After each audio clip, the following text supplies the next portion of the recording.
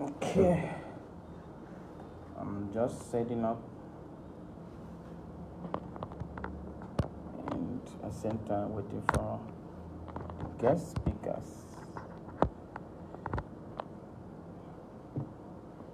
All right,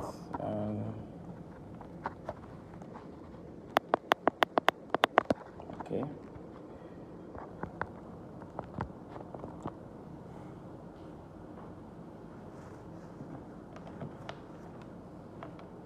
I think I'll have to get the phone plugged.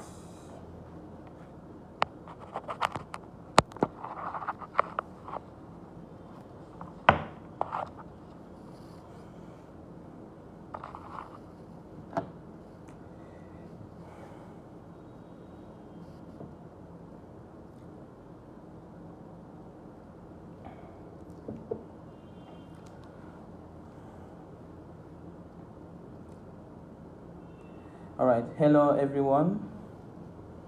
Good afternoon, good evening, and good morning, wherever you are watching me from.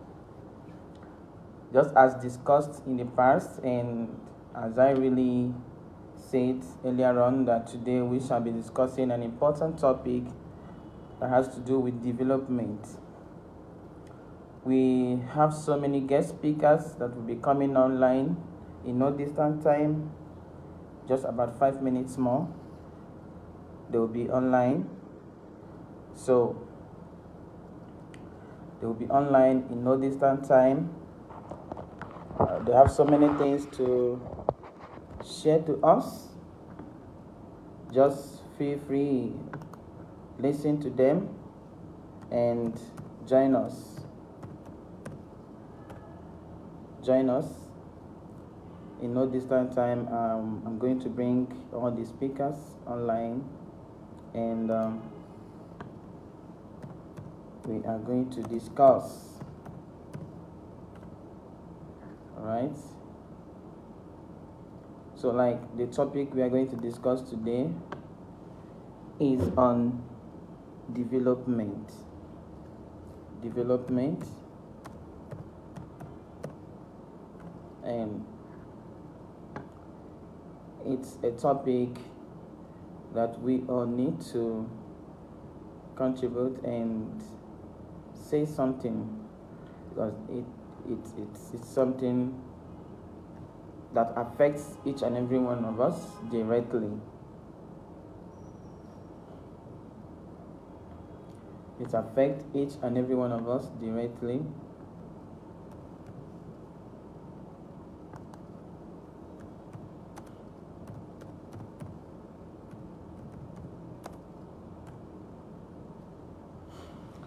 So in no distant time, they will all be here live. And like I rightly said before, and somebody could ask, what is development? What is development? What is development? Like, when you hear about development, what does it mean? What does it entail? And in a nutshell, development is all about improving the lives of the people in the community. It has to do with changing from the usual way of life, the usual way of behavior, to a different lifestyle, a different life that will give meaning to people's life in a community. That's, for me, development. Changing the life of the people in the community, changing the life of the people in the society, and then giving meaning to their lives. That's, for me, development. Last time we tried to discuss how Europe underdeveloped Africa, and to see if such assertion is true or not. Then we could see so many intellectuals that were online that they and could see their reasoning and how they think. But then, why is it that even after Europe left Africa, there still seem to be a backwardness in development other than what we expect to have at this point in time? But these people we think underdeveloped us, Africa, they are really doing well in their homes. So we discussed that, and if you didn't follow up that discussion, and just scroll through my timeline, you see my YouTube channel. Click on it, you get to my YouTube, and you watch the full discussion. And then today, if you are watching us live, I seriously appeal to you, please share this live session, share it, invite your friends to follow, and make your comment and make your comment and like each time. So in no distant time now, we shall be bringing live all our guest speakers, and they are going to discuss and just share ideas together with regard to development.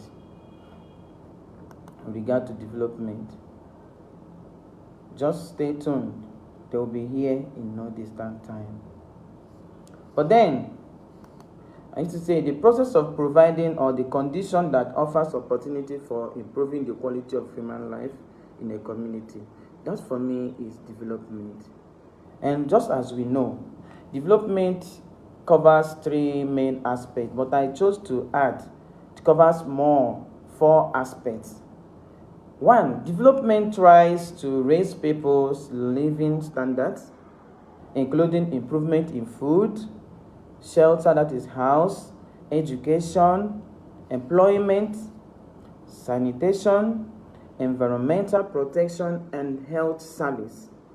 So any community or any society that does not provide this for the inhabitants, the people living in the community, that the community doesn't want to grow, or it means the people doesn't want those living in the community to grow or to change from their normal way of life to a standard life. Remember, this development has to do with standard living of the people.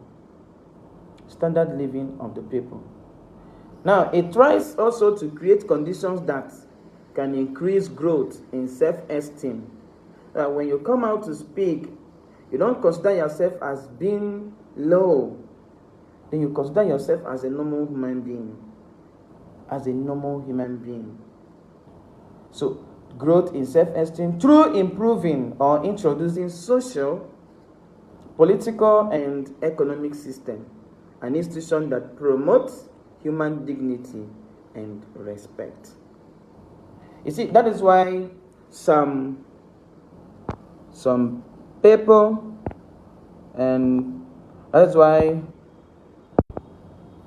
some society in some countries, some countries are still being regarded as underdeveloped country. And then when you see yourself as being underdeveloped, that you don't have anything to contribute in the world, in the society, you see yourself as being low. And then you consider yourself as being nothing. And that brings about low self-esteem. But once there is an increase, let me pause a bit and welcome my good brother and friend and colleague and ally. Shout out to one and only Iwundo. This is a comrade I love and I cherish him much. He said he's going to keep to time, and then he did so. Thank you very much for coming online. The person you see on the screen now is comrade. He's more than that comrade, but I just used comrade. Comrade Iwundo. So he's all the way from Nigeria, and he will be discussing one of the aspects of development, and I think he's one of the political juggernauts. So he knows politics very well, and he's going to also touch on academics, education, and economy. So, comrades, you are welcome. Yeah, Say thank hello you to my very people. much. Yeah, hello everyone. Thank you. So, can you please increase the volume of your... Okay. Just All right. hold on.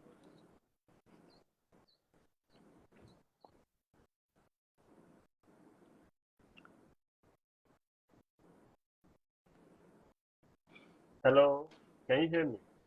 Yes, I can hear you, though very small.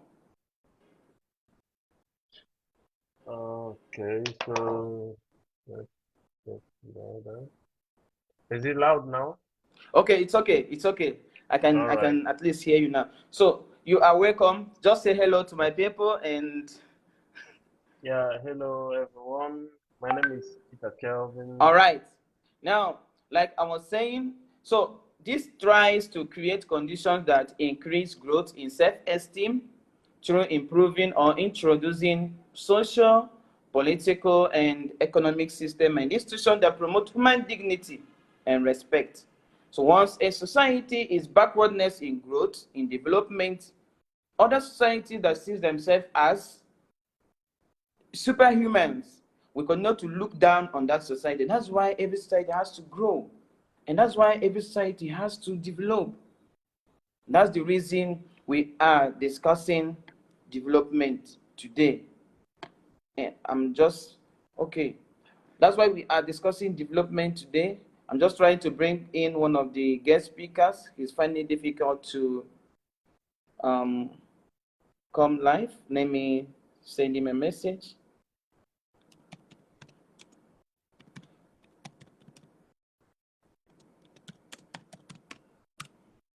Okay. So in no distant time, he's going to be here. The third one is it tries to increase people's freedom to choose by increasing the range of available goods. This has to do with economy of a society. It has to boost the development of the people. So once the economy of a particular people, society is not growing, there is no development. So a range of available goods and services, travels, and social and political. Now look at it. In some countries, the only source of income is through tourism. It's economy, tourism. Then you see people travel all the way from different country to the country to visit them, just to see what they have built, monuments and the rest of them. And once you go, you pay. And as you're paying money to them, you are developing them. They are growing. So why not do the same in your own state, in your own community, where you live, to improve the life of the people? And by decentralizing government decision making to achieve greater local participation. Sometimes, you see, in government, in politics, you see, powers are being hijacked by infinitesimal people, infinitesimal persons, just small persons, not many. And then as that power is being hijacked, they make life very much difficult for the people living in the society or in the community. So that is why once it is being hijacked, now there is nothing like decentralization. All you continue to get is egoistic altruism. Now you just want to do it because it's something that will satisfy you, something you know that will actually benefit you. You are not just doing it because you want the whole society at large to benefit from it, but you are just doing it because you want to benefit from it, and then you want your household members to benefit from it. So that does not boost development of a society or a country. So with this little introduction, I will quickly have to bring in our guest speaker and one and only comrade, Iwondo. So please, Iwondo, you have the stage. Okay. Thank you very much, Austin. I think to talk about the influence that politics usually have on the development of a country. Um, you see, when we talk about politics now, we talk about all the attributes. It's not the politics as a term is very broad. So we can either refer to politics and the institutions that make up the building of governments, the political structures, and all that. We can also refer to politics as something like how the leadership of a country goes on. So in every country, it is. Goes on. Hello, can you hear me? Yes, I can hear you. I wanted to check So because I can't hear you from here. So I can hear you. okay. It's very loud. Okay, so Hear in you every from here, so country, we know I can that hear you. It's very loud. okay, so Hear you in every from here, so I can hear you. It's very loud. okay, so there are political factors that influence development in a country. It, these political factors can either increase the standard of living of a country now. Like there are policies, there are ways the government can be run, which attends to almost all the attributes of what we call politics. Uh, when some of us hear the word politics, it gives it a very bad connotation. We think is like somebody you're a politician. We immediately have this bad feeling about the person. But ordinarily, whenever it comes to a personnel that he has to be involved in public office, he is a politician. And rightly, there are countries where politicians are the people who, in fact, rightly, what it should be for the development of any country is that the politicians should do the right thing. That means they have to have their political structures must be factors must be structured well, built on good policies and foundations. So first of all, in every politics, first of all, we look at what's the regime type, what's the type of regime that is being run. Like you said, the politics of this country, and say in the United States, what's the type of you say their politics of the United States. So when you mention politics in the United States, the first thing that comes to mind is what's the regime type, what's the type of government in the United States. So we have democracy, we have communism, um, we have different types of politics, regime type, government type in each country, and the development in that country would depend one on this number one factor, political factor, which is the regime type of the government.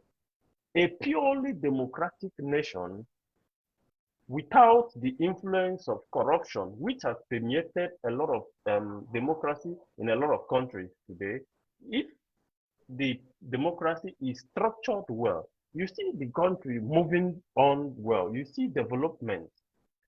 Also, you have communism.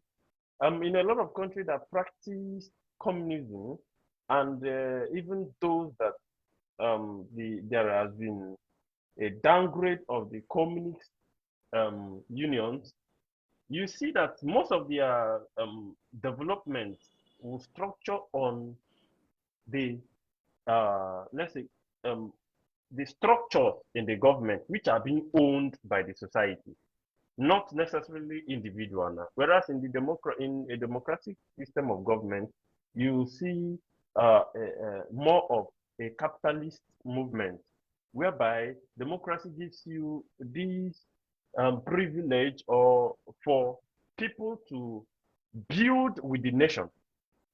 People in a country like Nigeria, you say we have, which we are practicing mostly, a capitalist, even though it is embedded with corruption, is embedded with loopholes here and there. You see that most of the things we have in this country are being owned by capitalists.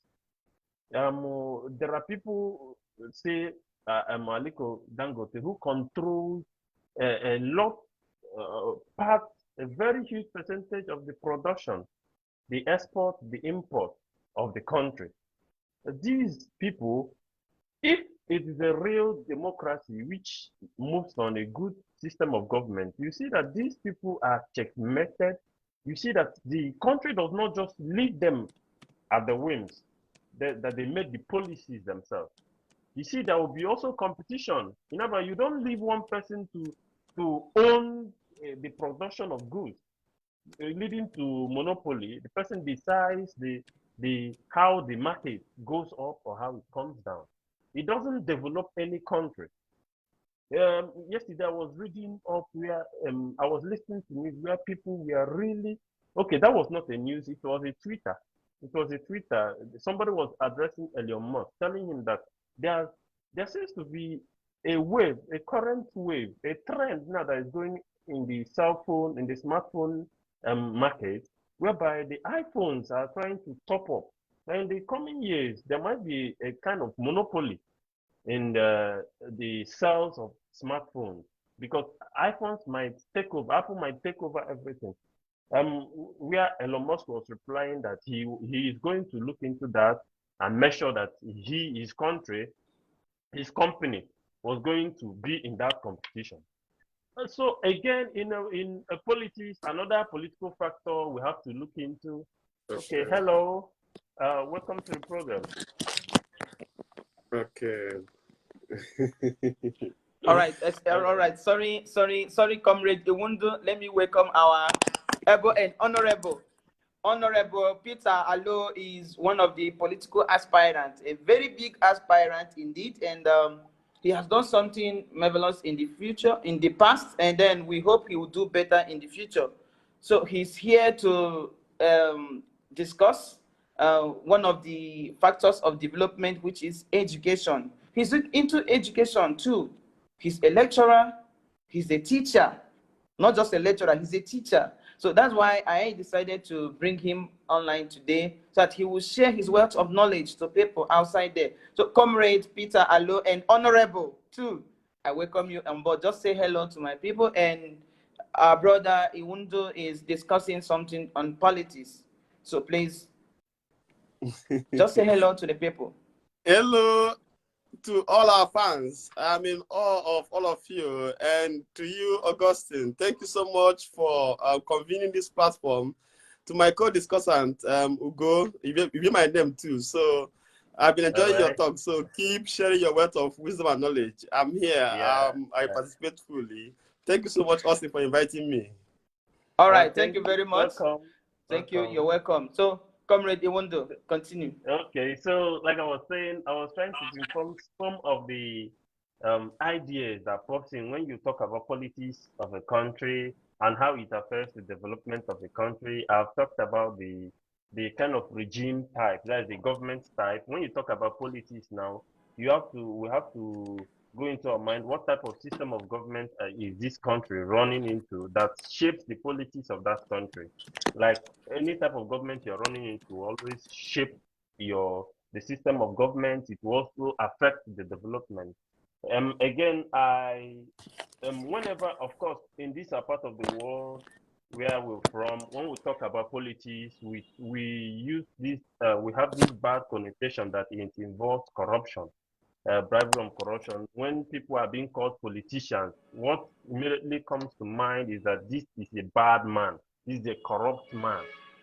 Understand? So even when you see people who we think they are not necessarily sent, but they are above board. When we call them politicians, their fans and their followers do not necessarily accept that tag. They want the only people that are supposed to be called politicians are people who are corrupt.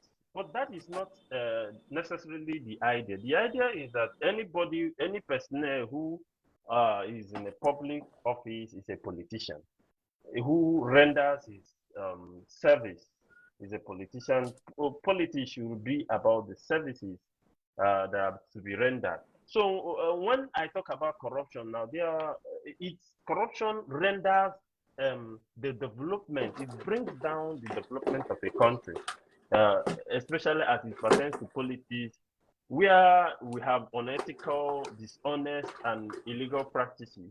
You cannot have a country moving on, being developed both via in the economic sector, in the educational sector, in any part of the institutions of a country, cannot really move on if parts of these institutions are embedded with corruption.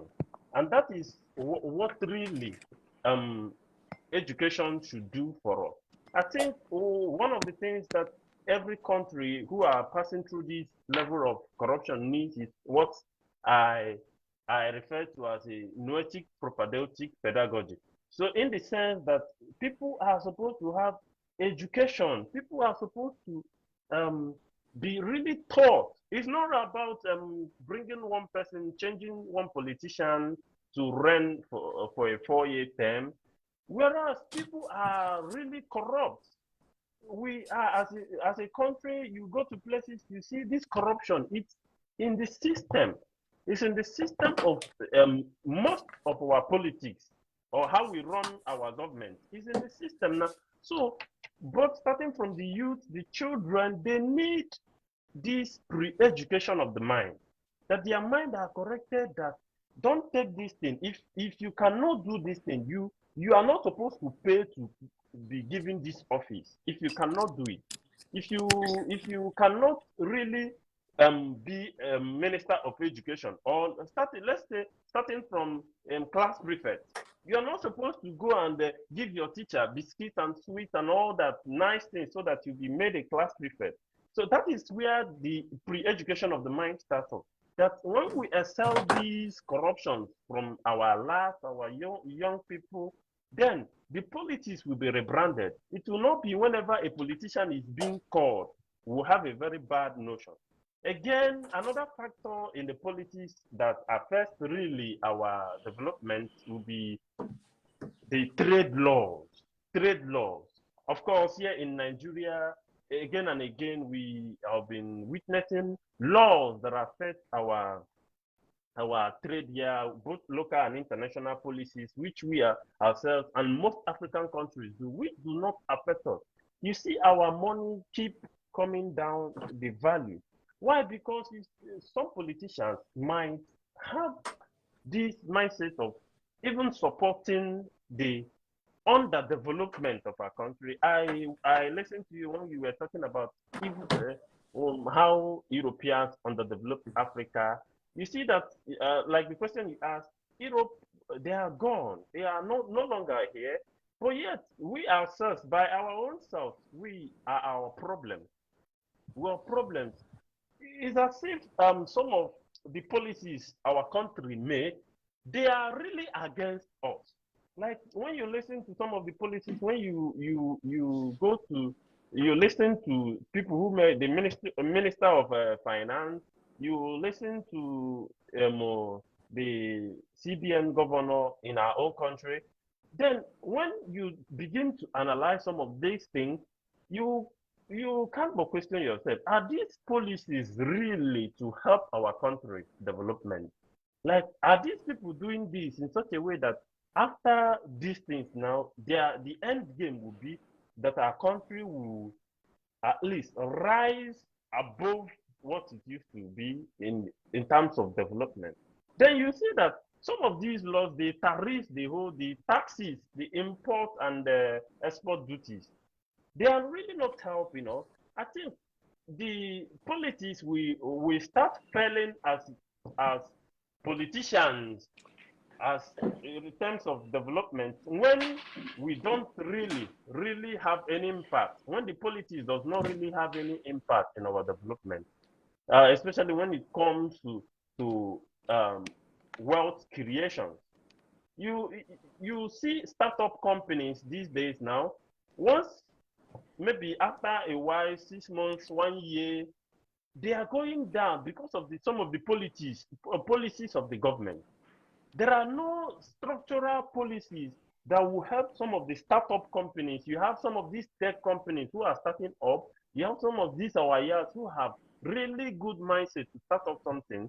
But because of the policies of the government, who are not in full support, at least what they have are the paper support. But when you read in between lines, in some of the policies they do, you see that some of these policies are really not even in support of these startup companies.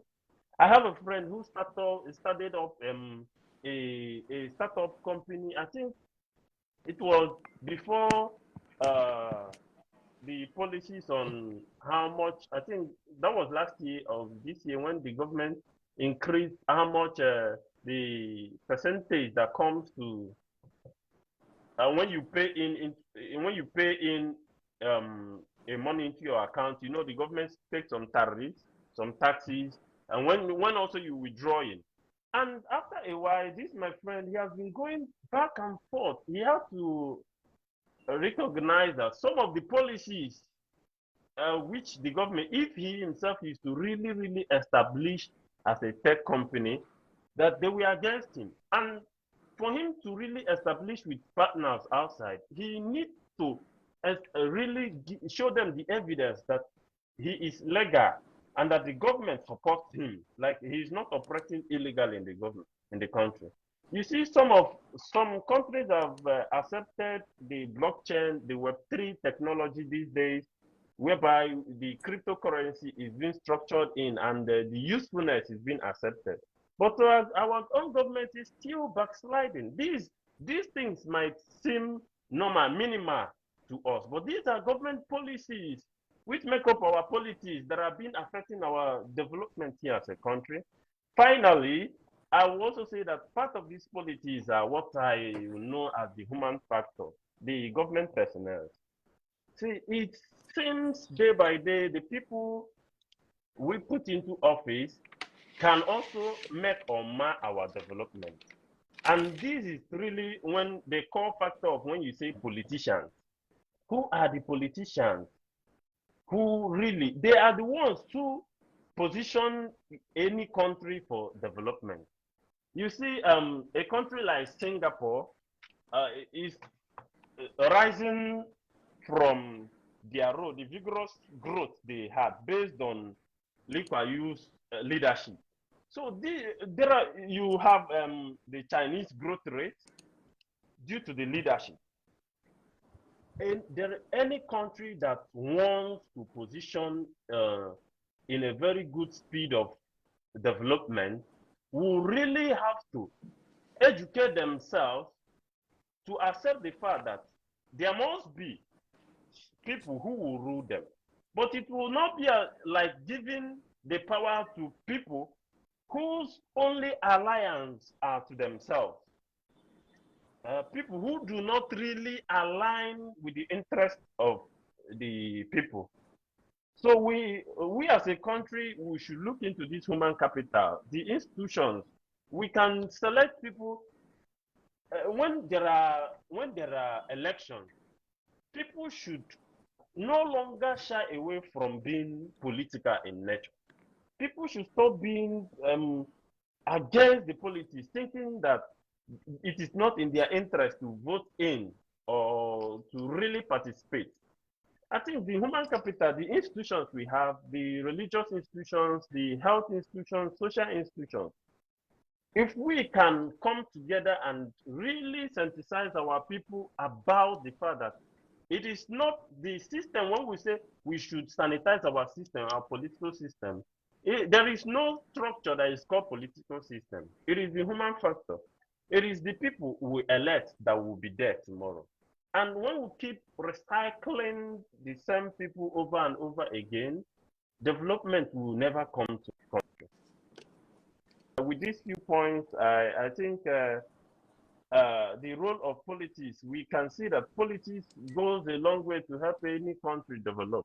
You cannot run a country without, first of all, eschewing corruption, looking at the personnel in it, at the policies, the international and the local policies you have. Then you look at the political actors. Is these political actors that will claim really work in our institutions, in our technology, education, and all that? Then finally, we need the education of the mind to really help our people to accept that politics is not a very bad thing. In fact, politics is things that shape the future and development of every country. So we need to get things right. Every country needs to get things in Africa or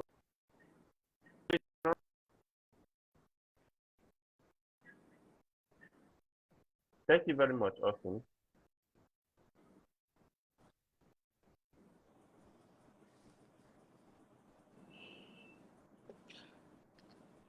All right, thank you Okay, all right. Thank you very much. Thank you very much. I clap for you. You've really touched the core aspect of political development, and I cannot thank you enough. You've done very well. You've done very well. And at this juncture, I would want, if anybody has any question to ask, with regard to what you said, you've really said something very meaningful, because any country or any society that does not have to operate under politics may definitely not improve or grow. So, but the government policies sometimes not helping development. The policies sometimes they load it over to some persons, and then they try to impoverish some others, and then sometimes they try to uplift some other persons, and then it's happening in most countries.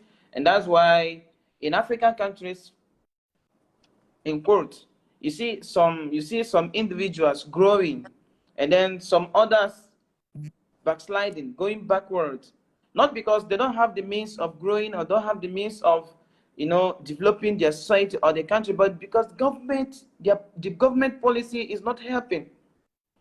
So thank you very much for that perfect elucidation. You said something with regard to sensitization of the people, and then with this we will bring to mind education of the mind, trying to reconfigure the mindset of the people to accept what is coming and not what used to be or what is. So Exactly. sensitization. So how do you go about this sensitization? Like, do you go from house to house, or do you go from school or from the family? That's one question. And then second one is, you talked about corruption. Now, for a society to grow under politics, to develop under politics, they must have to eschew corruption. So how do you intend, like, what solution do you feel like to profile with regard to this to avert corruption in order to improve or develop a society or a nation? Okay, thank you. When it comes to sensitization, I talked about re-education of the mind. First of all, the first place that we are supposed to be educated is our family. Our families, our families should understand that the politics of the country starts from the family. It starts from the family where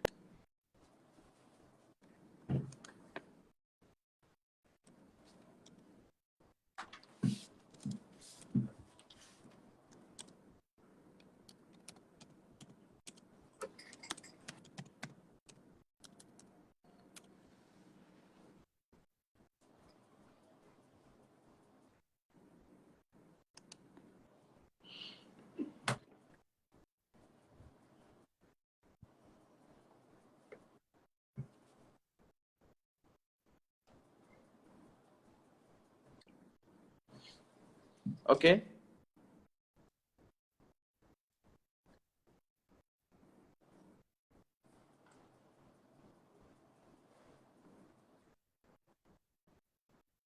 Yeah, I can speak. I can hear you.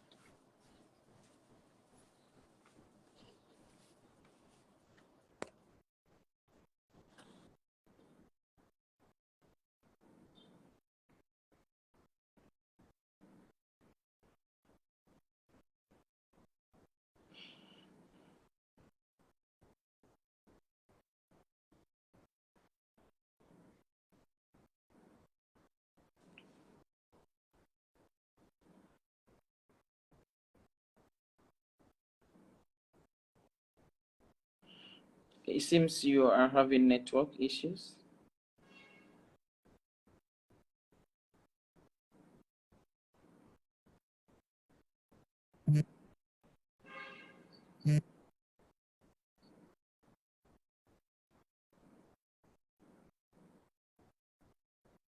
Oh, I suspect.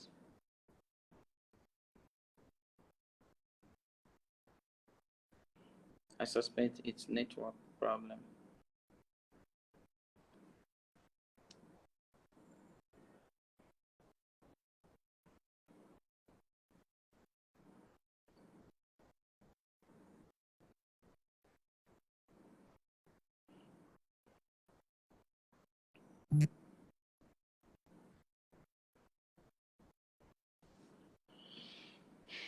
Still worse for them.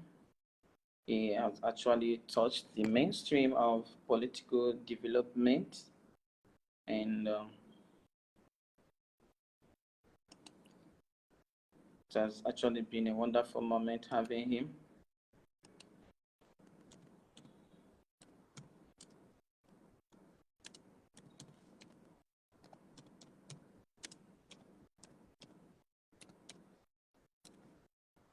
I suspect it's a network problem since both discussant are no more online.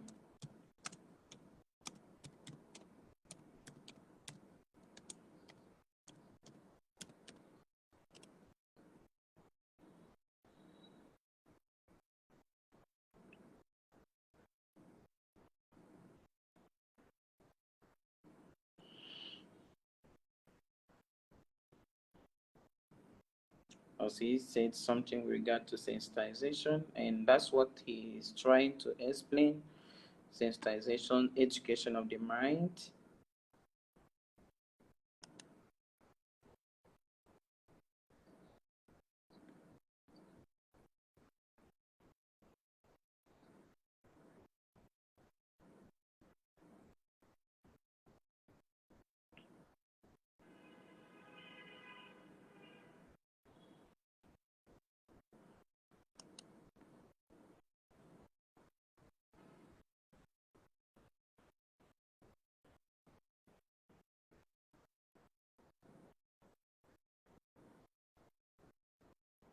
I'm still waiting for the speakers, the guest speakers to come online, and I'll keep on with the discussion.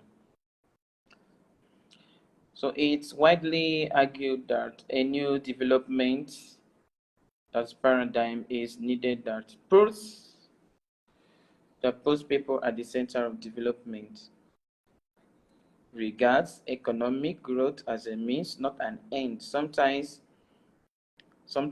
they see economy as an end, but economy should be a means to development and not an end.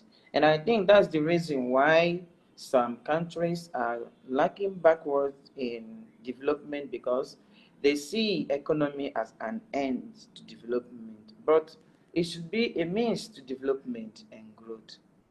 So protect the life and then give opportunity to a future generation as well as the present generation, and then respect human dignity. But the problem is in politics, these things are not there.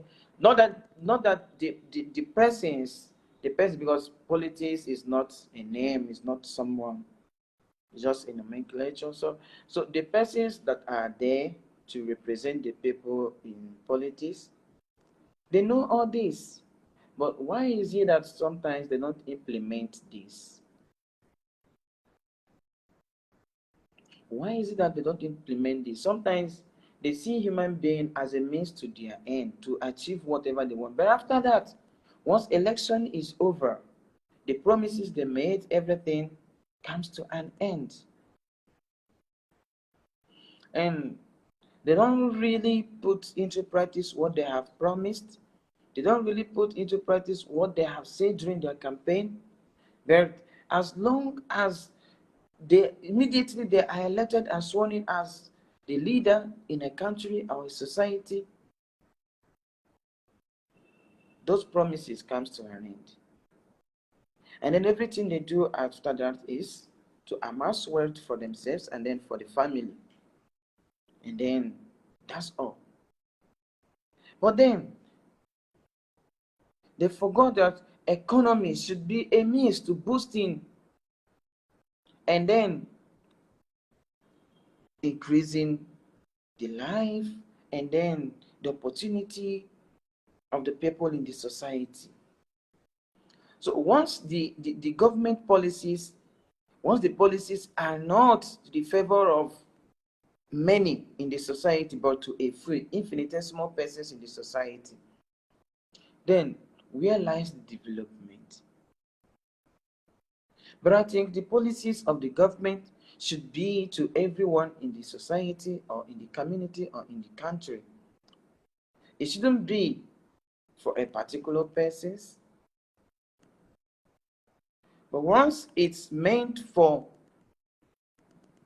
few, once it's meant for few persons and a few persons are being given the opportunity to hijack a means of growth in a country or in a society, then how will that society develop or grow?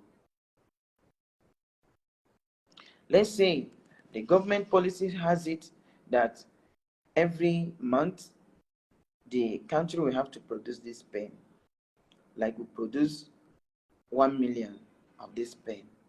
And then you are giving this project to a particular person, a person. What is decentralization? How will that society improve or grow? That is why there should be, like when they say all hands must be on deck. Now, this person will have his or her own quota. This person will have his or her own quota. This region, this side, and then you see everything will be shared. But once it's been given to a particular region, so this region you have to do this, and then the other region you have to watch them do it. Now, how will that region develop? How will it grow? So that is why he said the main thing is to sensitization, to sensitize the people, educate the people,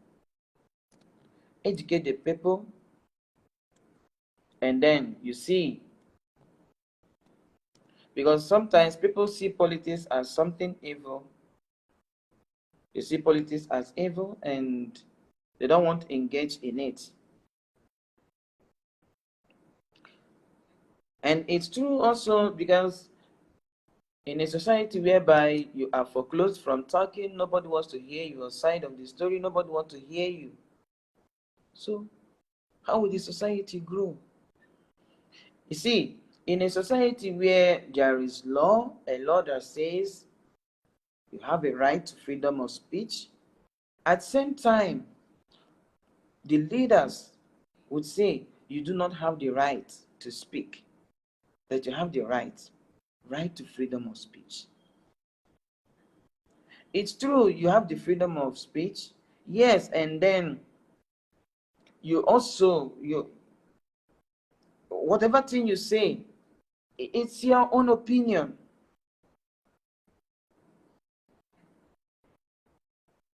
And then whatever thing you say carries with it benefits or the other side, negative aspect of it. But at the same time, you still have your freedom of speech. You air your view to some certain things. But the problem is, when you air your view, do those people in power listen to it? Sometimes, when they listen to it, do they actually implement what you've said? And these are the reasons for me why sometimes people, after seeing things going wrong, they feel backward. They say, no, I don't want to say anything. After saying it, what happens? Nothing. And will they actually do anything? No.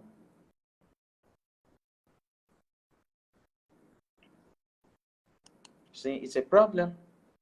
So that's why I wanted him to explain more on this sensitization and to educate people more on this sensitization, and then as well discuss on how to avert corruption in a society. How to avert corruption. This is something every society prays against. Every now and then, people pray against bribery and corruption. But yet, you still see this thriving in some societies, and Nigeria as a case study. Corruption. Why? And it's because of this corrupt nature of politics. That's why people do not find it interesting in engaging in it, because they see it as something evil. Why?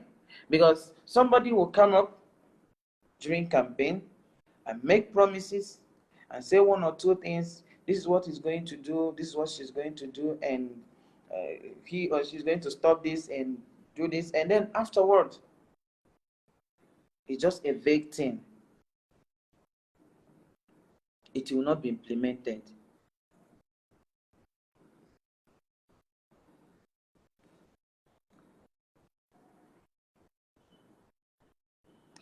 So that's why I wanted him to explain more, where I suspect he has network problem and he's no more online,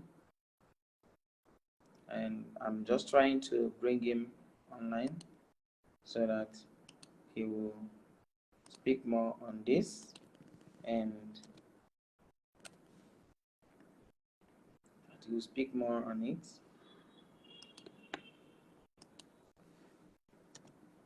Especially how to avert corruption in a society.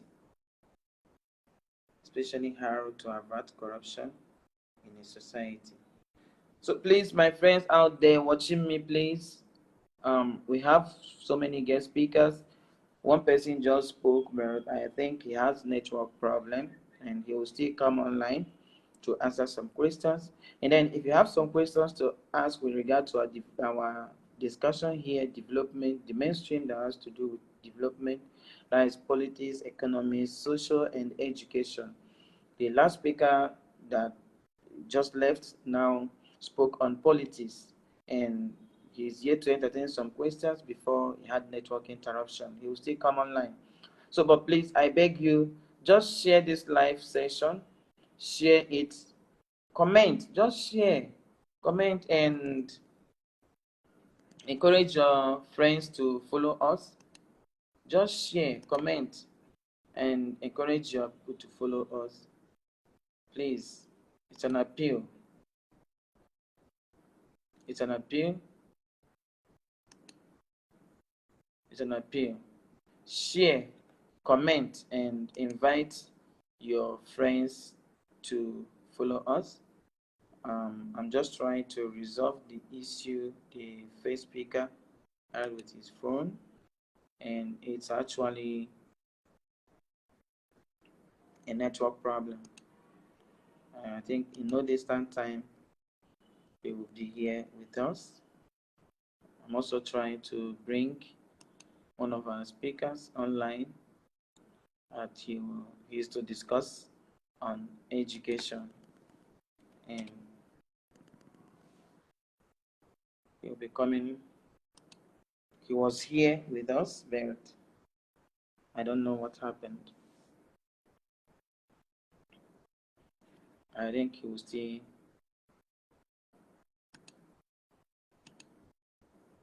So please, before we proceed, I plead with you, my friends out there watching me and watching us live, please share, comment, and like.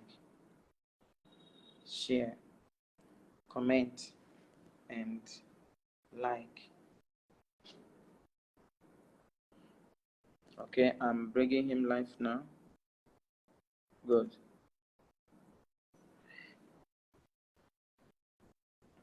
All right, he's here. Oh, comrade, you are welcome back. So we lost the other speaker because he had a network issue. So please, okay. Yeah, maybe when he comes, then we can entertain his questions, All and right, then all right, so all right. and then ask him some questions. So you have the stage. Like I said before, Comrade Peter Allo is an honorable. Once incoming and still incoming.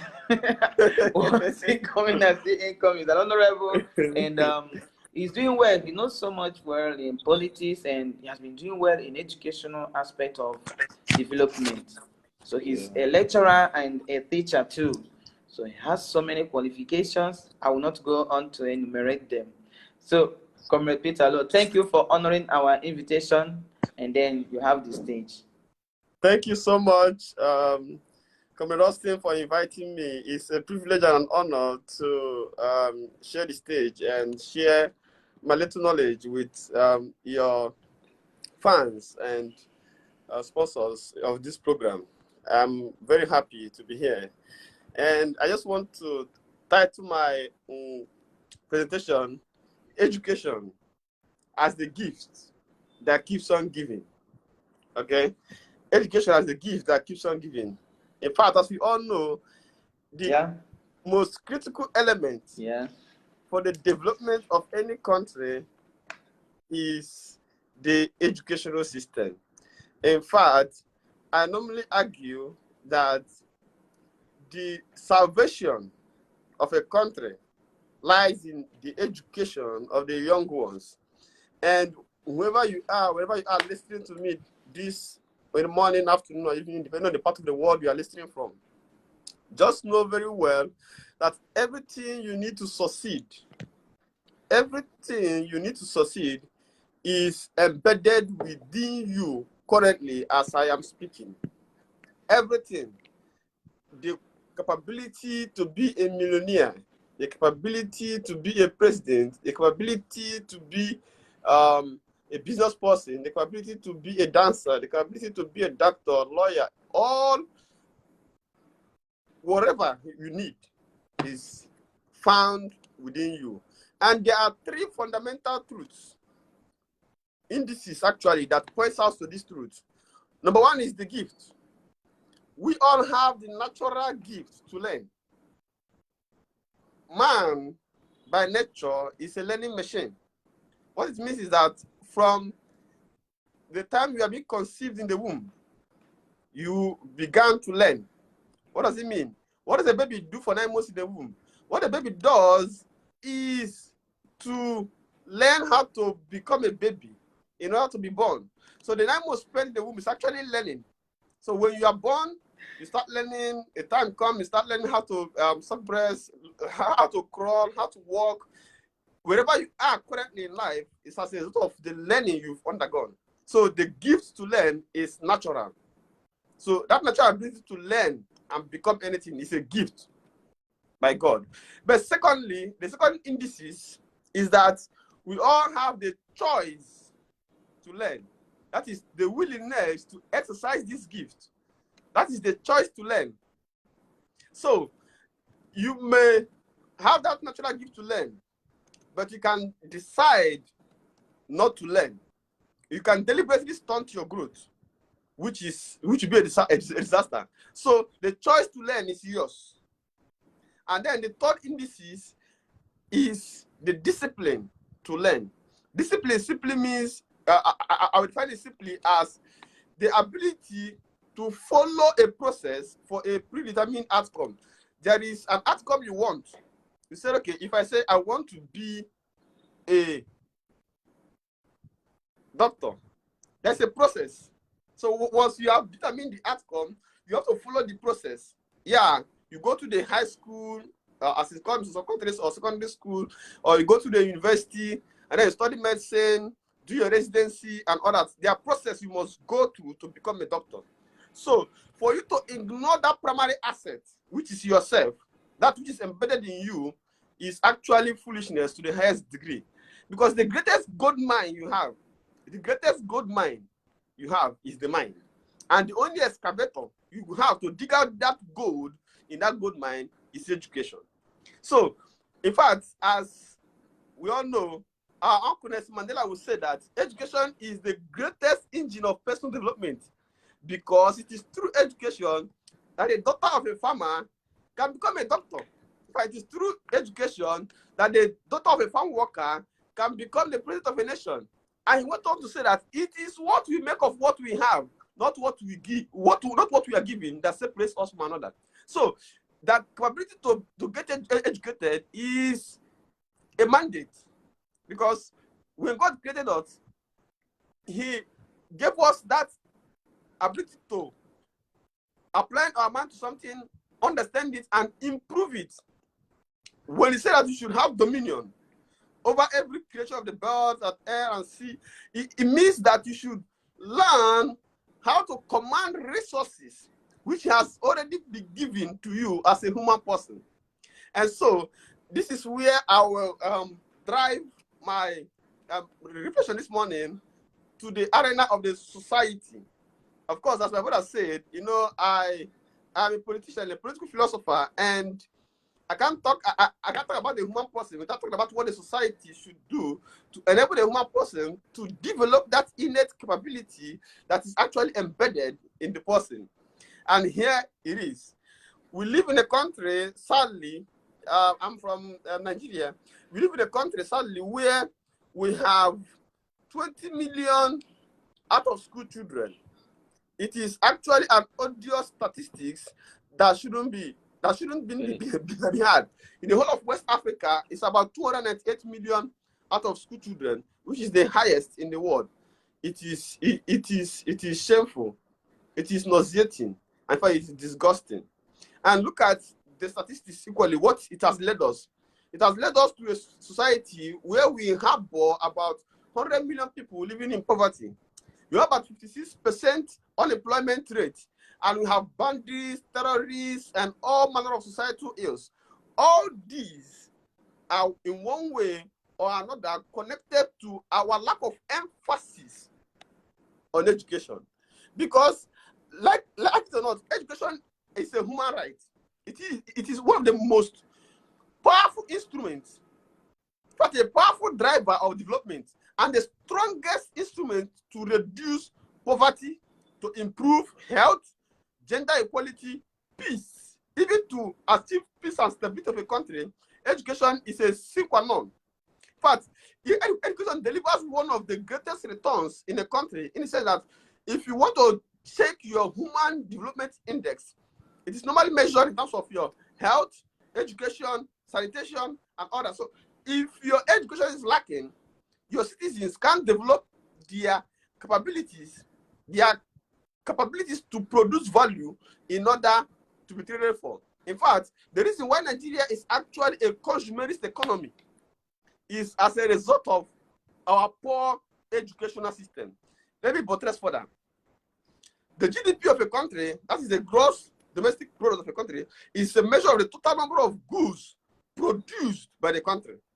But Nigerians having 56% of unemployment and underemployment rate, that is people in their most productive age who do not do anything and therefore produces nothing. As a result of that, Nigeria cannot increase her GDP in a country of 218 million people, according to some statistics. Whereas we have a country of 100 million having a far greater GDP than Nigeria does. So why is it so?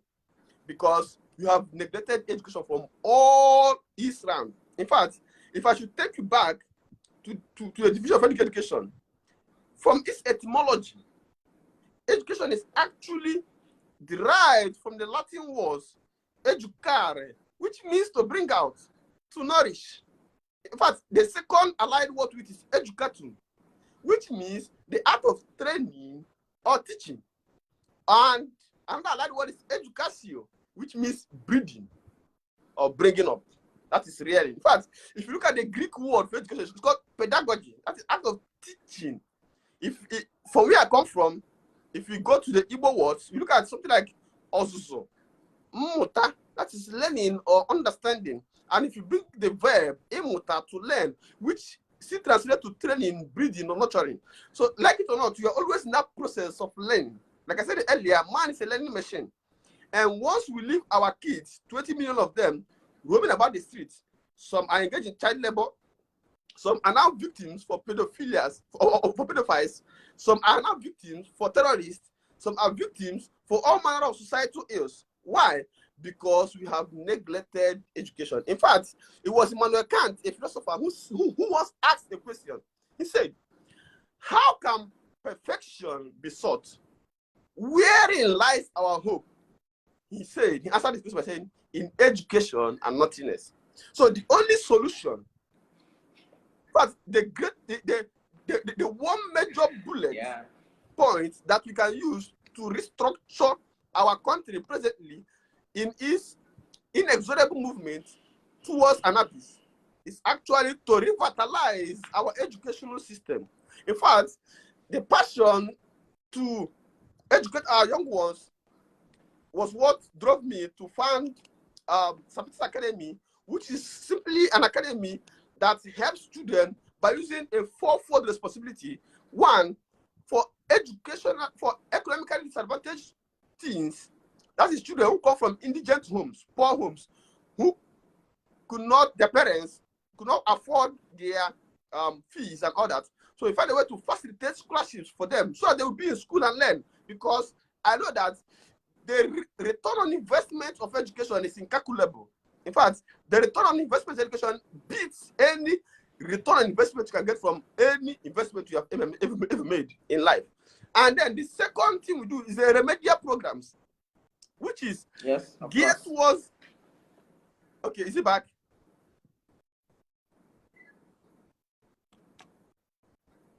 No, it's good. Okay, so okay, all right. So the remedial programs, which is actually geared towards helping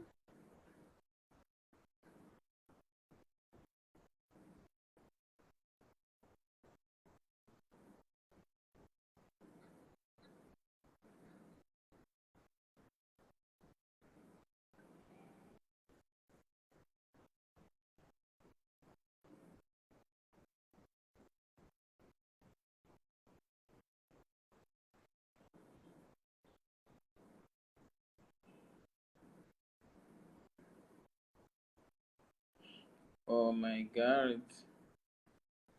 We lost that call. It seems he got a call or network issue.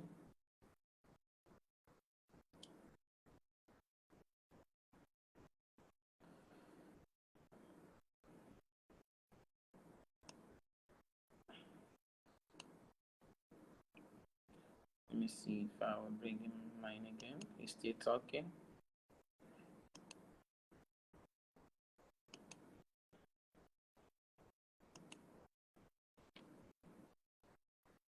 I don't want to interject his speech. Let me see. Oh, he got a call. Okay, let me see. Let me see. See network.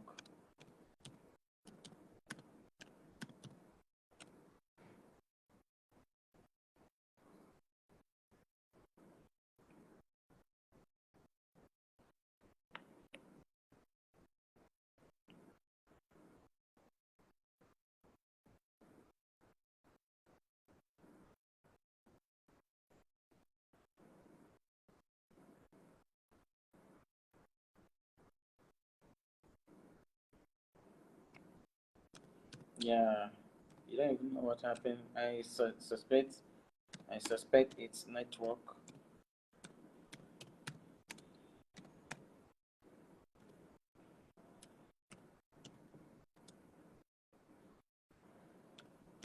Let me try to bring him on.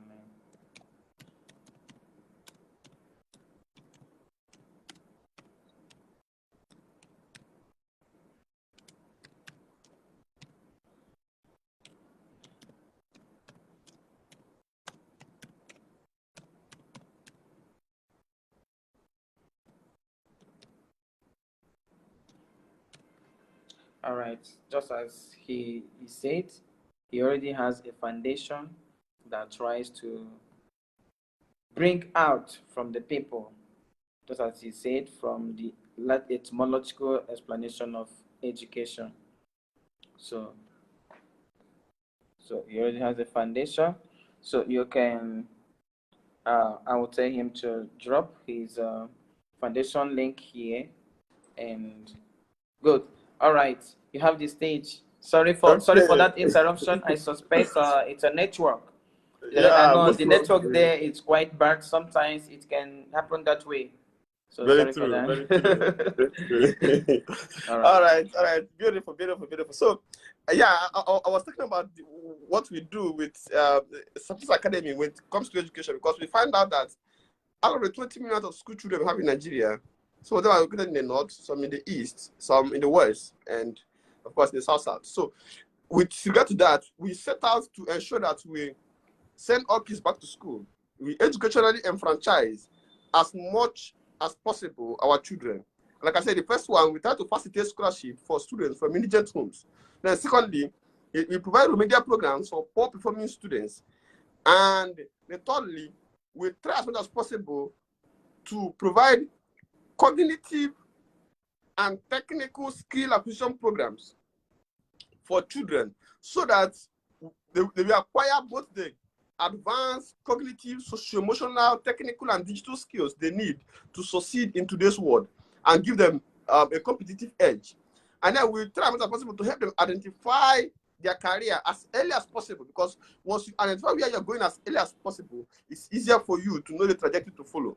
So we provide through mentorship, through training, counseling, we help them to identify their career and help them push forward in that direction. So the essence of this is that we look at the milieu we are, and we saw how people, in fact, you go to some motor parks, you see children roaming about as beggars, outnumbering the passengers in the motor park. Why? Because they have nothing else to do. So at the point, it became too nauseating for me that I have to find a way to generate resources to embark on this mission.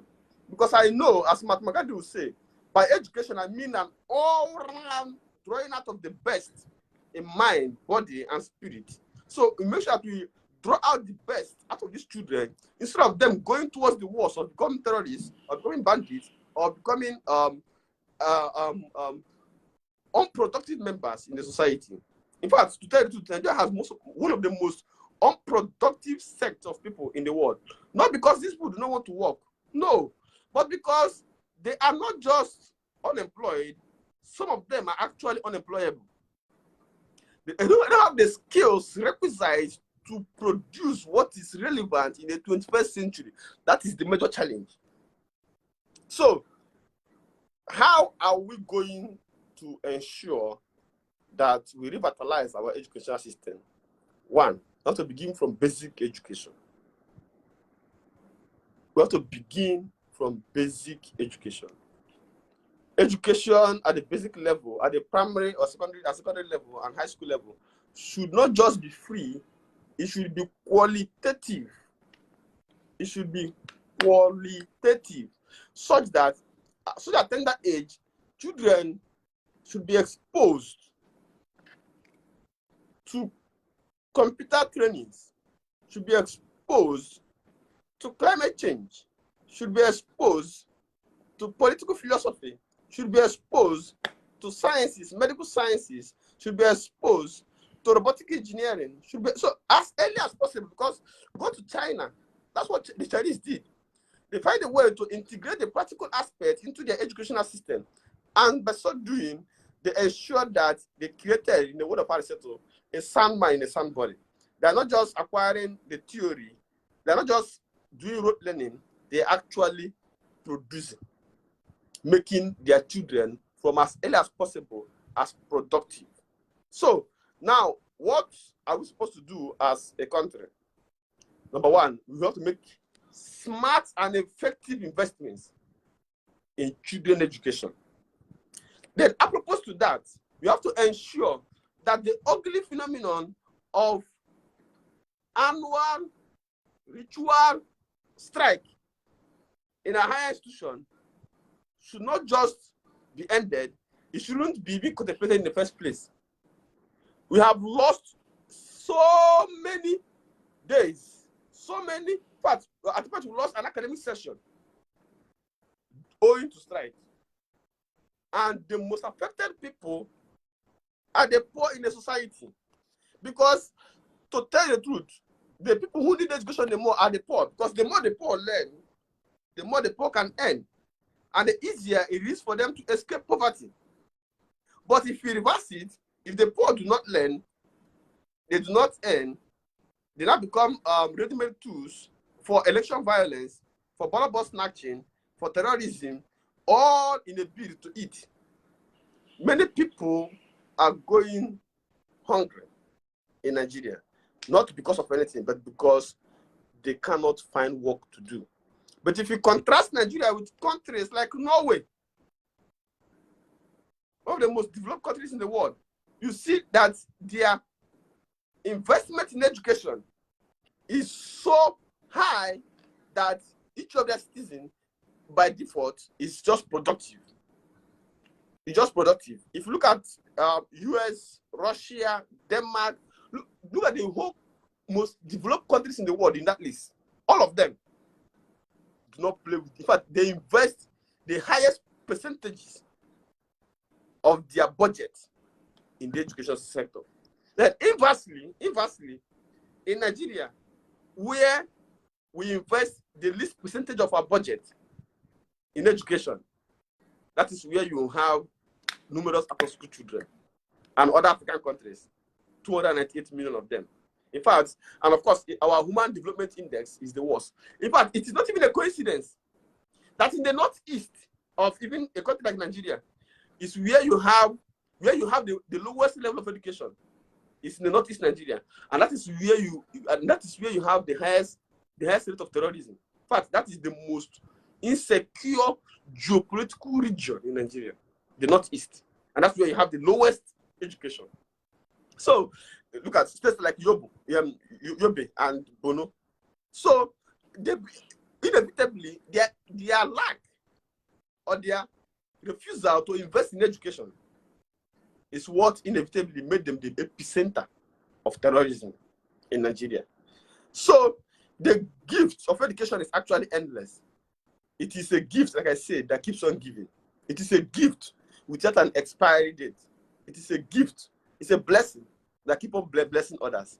Because, like I said, education cures poverty.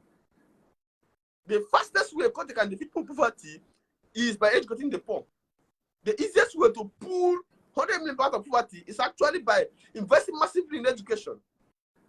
Investing massively in education. So no matter how high the cost of an education system is, no matter how much you think ASU is demanding, it is still more cheaper to the alternative of ignorance or the alternative of leaving youth out of school to do nothing.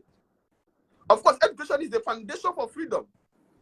Part of the reason why we are the way we are as a country here in Nigeria is because our educational system is so compromised. Most people do not know what is expected of them, even as citizens. They don't know their political rights. Like my earlier speaker said, they don't know their political rights, and they don't even know their political responsibility. That it is your job as a person to verify, vet, and scrutinize candidates who are applying for the job to lead you, so that you know the actual person to select based on your vision and your mission and based on the future of your children. So education is what guarantees freedom. In fact, as Kennedy, John Kennedy of the US would say, he said that only an educated and informed people will be a free people. Kennedy. Yes, John Kennedy. He said that only an educated and informed people will be a free people, because the ignorance of one voter in a democracy impairs the security of all. The ignorance of one voter. Then what happens in Nigeria where we have multiple ignorance voters? That's why we are the way we are as a country. And then Thomas Jefferson equally said that if people are enlightened generally, then tyranny and oppressions of the mind and the body will vanish like evil spirits at the dawn of the day. If people are enlightened, tyranny and oppression will vanish like evil spirits at the dawn of the day. So education, the gift is endless. Of course, education helps an individual to fulfill his or her potential. Education is nothing more than the enlargement of the self, the discovery of the self. The gifts are already there. The talents are there. The capacity is there. But it needs a discovery. It needs development. And it needs mastery. Three things. Discovery of the talent, development of the talent, and then mastery of the talent in order to encourage, to encourage productivity, creativity, and self-independence. So education is actually what prepares both the individual for the future and the country for the future. Because what made US what it is because of their educational system. In fact, they have one of the most robust and productive higher educational system in the whole world, where whatever problem that America faces, they just threw it to their higher educational system. In a matter of months or days or whatever, you see researchers come up with solutions to that problem. So they have a very robust educational system. Education was prepare a country for the future and prepare the individual for the future. Education broadens your conception of what is possible while enriching your own intellectual imagination to create an awesome future and diminish close-mindedness. In fact, why we keep emphasizing religion, ethnicity, and all those things that divide us when it comes to politics is because of lack of education. Education is what diminishes close-mindedness. Ignorance fosters close-mindedness. It makes it possible for us to see the other as our enemy instead of seeing the other as a potential ally. So, no country, in fact, no individual, stand any chance to compete in an evolving digital world if the person is not practically educating himself or herself through education, through consistent education per se. No person, no country will compete favorably in the 21st century if that country is not practically updating itself, or if the person is not practically updating herself through consistent education. Because technology have redefined how we eat, how we interact, how we do almost everything, how we transact business, how we acquire assets, how we build legacies. Technology has literally transformed everything. Some years back, it may not be possible to be communicating on such a platform like this from two different continents, if not for the aid of technology. So, three things I want to talk directly now to the students. Three things that they must focus on while acquiring education. One is competence. Competence. That is, they have to focus on acquiring relevant skills that are needed in today's world. Don't go and tell me that you're acquiring dressmaking skills or sewing skills, or well, it's maybe good on a beneficial or a personal level. But today's economy has simply gone digital. Like my friend mentioned last time, Hugo, blockchain technology, the Internet of all things, cryptography, artificial intelligence, robotic technology, and all that. Explore the possibilities of them. I know in Nigeria we don't have the practical aspect, but you can see a role in online courses. But the YouTube has become one of the most greatest universities in the world. YouTube, you can literally learn anything on YouTube. So you can't claim you don't have opportunity anymore.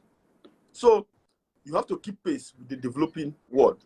If you are not personally and practically involved in developing yourself, my dear, the government will do nothing for you.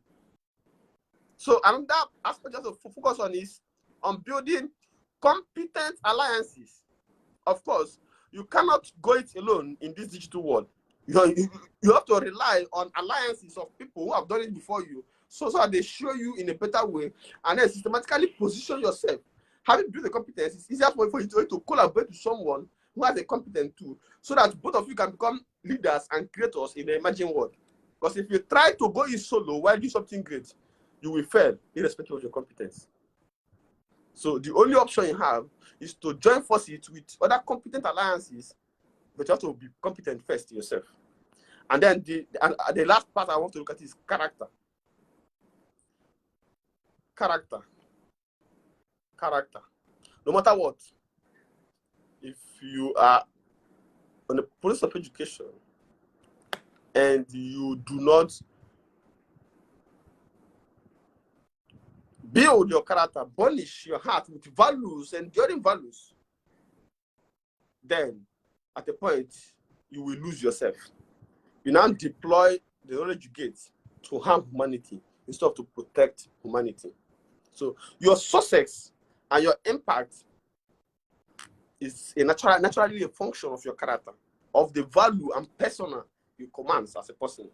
So you don't necessarily need to be Mother Teresa or Mahatma Gandhi and other, but you have to have goodwill of character, because it is that goodwill that opens doors and creates possibilities, and it is actually that goodwill that helps you to utilize the education you've gotten for something better. So on the part of the government, I've said that they should make smart and critical investments in people's education, in children's education, and stop this ugly phenomenon of strike, because education is critical for the development of human capital that will end extreme poverty, which Nigeria is suffering from. And at the core of this is to ensure that we help the youth and children to acquire cognitive, socio-emotional, technical, and digital skills they need to succeed in today's world. That is actually what we need. So the investment in education should be done properly, aggressively, necessarily, and at the right way. So in conclusion, I would say that it is not an overstatement to argue that education is the linchpin for personal and societal development. What our society needs most, especially Nigeria, is not just an economic boom or political serenity or political peace or even skyscrapers or roads or fancy lights or entertainment. No. What we need as a society is not even religion. What we need as a society is education. In fact, let me make a very strong statement. Seek ye first the kingdom of education and its righteousness, and all other things will be added unto you. Seek ye first the kingdom of education and its righteousness, and all other things will be added unto you. Therefore, every society, Nigeria should prize genuine education, not just going to school, but genuine education for us to be progressive. Of course, as the Sustainable Development Goal 4, SDG 4 commands us, we have to ensure inclusive and equitable quality education that promotes lifelong learning opportunities for all. Look at the words there. Inclusive, equitable, quality, lifelong opportunities for all. So, you see, as the United Nations Sustainable Development Goal 4 is thoroughly focused on education. In fact, the great philosopher Aristotle will say that the educated differ from the uneducated as much as the living differ from the dead. As he compares being educated as being alive and being educated as being dead. Is crazy. And if we look at the book of Ecclesiastes, someone will say that wisdom is a defense and money is a defense. Exactly. But the excellency of knowledge, the excellence of education is that wisdom giveth life to them that have it. So, my dear, make sure that you don't forsake education. For education is where our salvation lies as a country. Thank you so much for having me, Austin. Thank you. Yeah.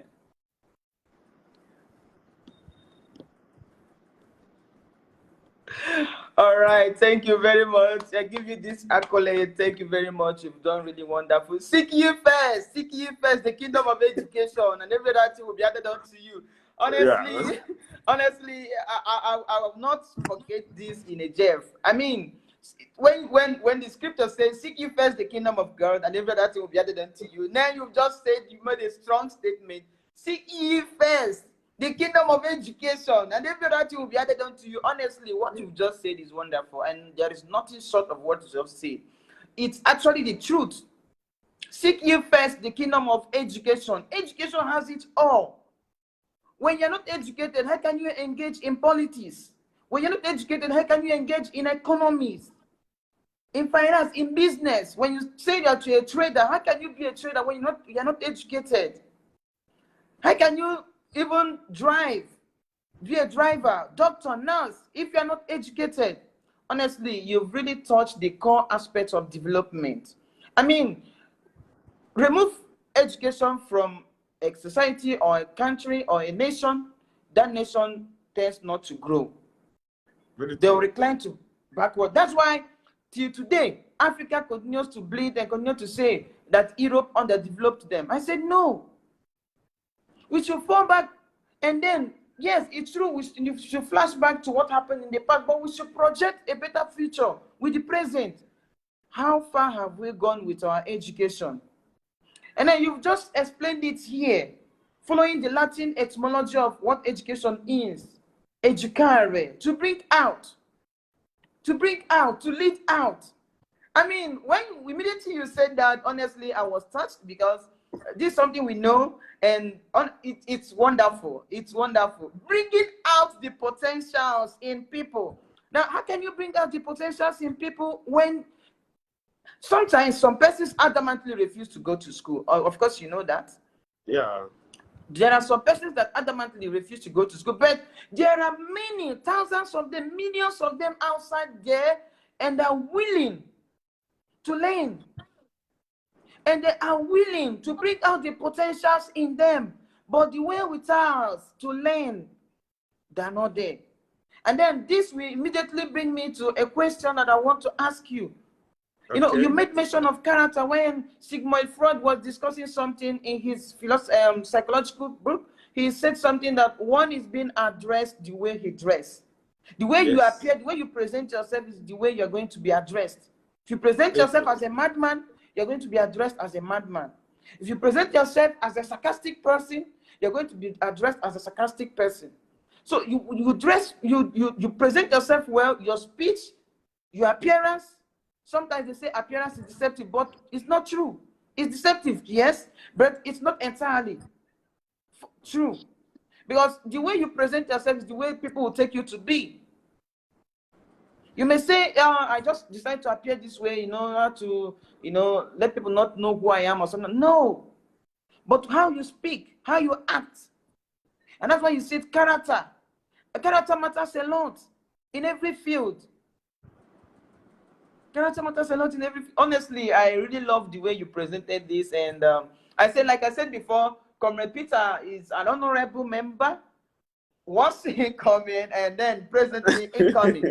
And this time he's going to become one of the leaders in Nigeria, and he's a big man. He has recently established a foundation that helps to bring out the potentials in people, and that is school. And that's why I want to ask you this question. Sometime in the past, I used to see so many schools there in Nigeria, and so many persons trying to establish schools. I've accustomed one person and asked him, why are you establishing this school? Oh no, he had a genuine reason at the initial time. Yeah. Now, the reason why I want to establish this school is to help the less privileged. Just like you just said now, to help them discover themselves, discovering of oneself, and then to help them become self-independent. I asked him, how are you going to do that? He said he's going to tutor them on some skills, life skills, and not just learning the theoretical aspect of it, but doing it. Your education has to do with doing and not just knowing. You know, and then you do. So he said he's not interested in the knowing aspect, but he's interested in doing aspect. I said, wow, that's very good. Because in most of our tertiary institutions, what they do is the knowing aspect and not the doing aspect. Yeah. So, but it turned out later on that so many persons invested much to take their children to that school to enable them learn the doing aspect of what they should know, the doing aspect of what they should know. Yeah. But the whole mindset of that changed. Now, it is no longer the qualitative education he wants to give by establishing that. Now, the orientation now changed. Everything now gears towards money. I want to make money. And that is why, so that's why I asked you this question. So now, relying on the competent persons and the alliance, sometimes some persons would want to establish a school with the sole aim of bringing out the potentials in people. But along the line, trying to rely and then try to bring competent authorities or competent companies to join your business, and then it demands money.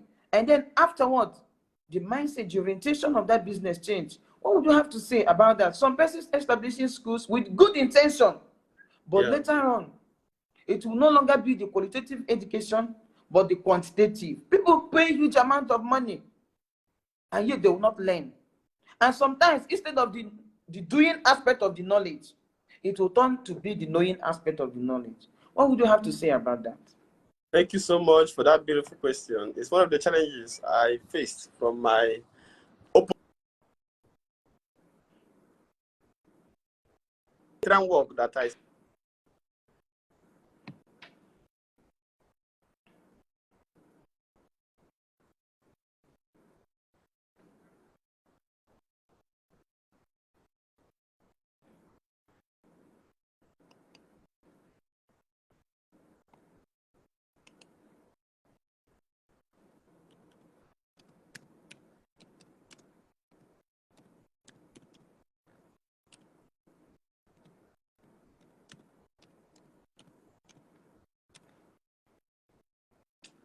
Oh my God. We lost that. What happened?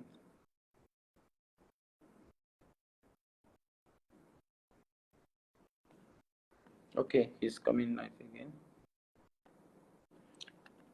I think he got a call. He's coming live again.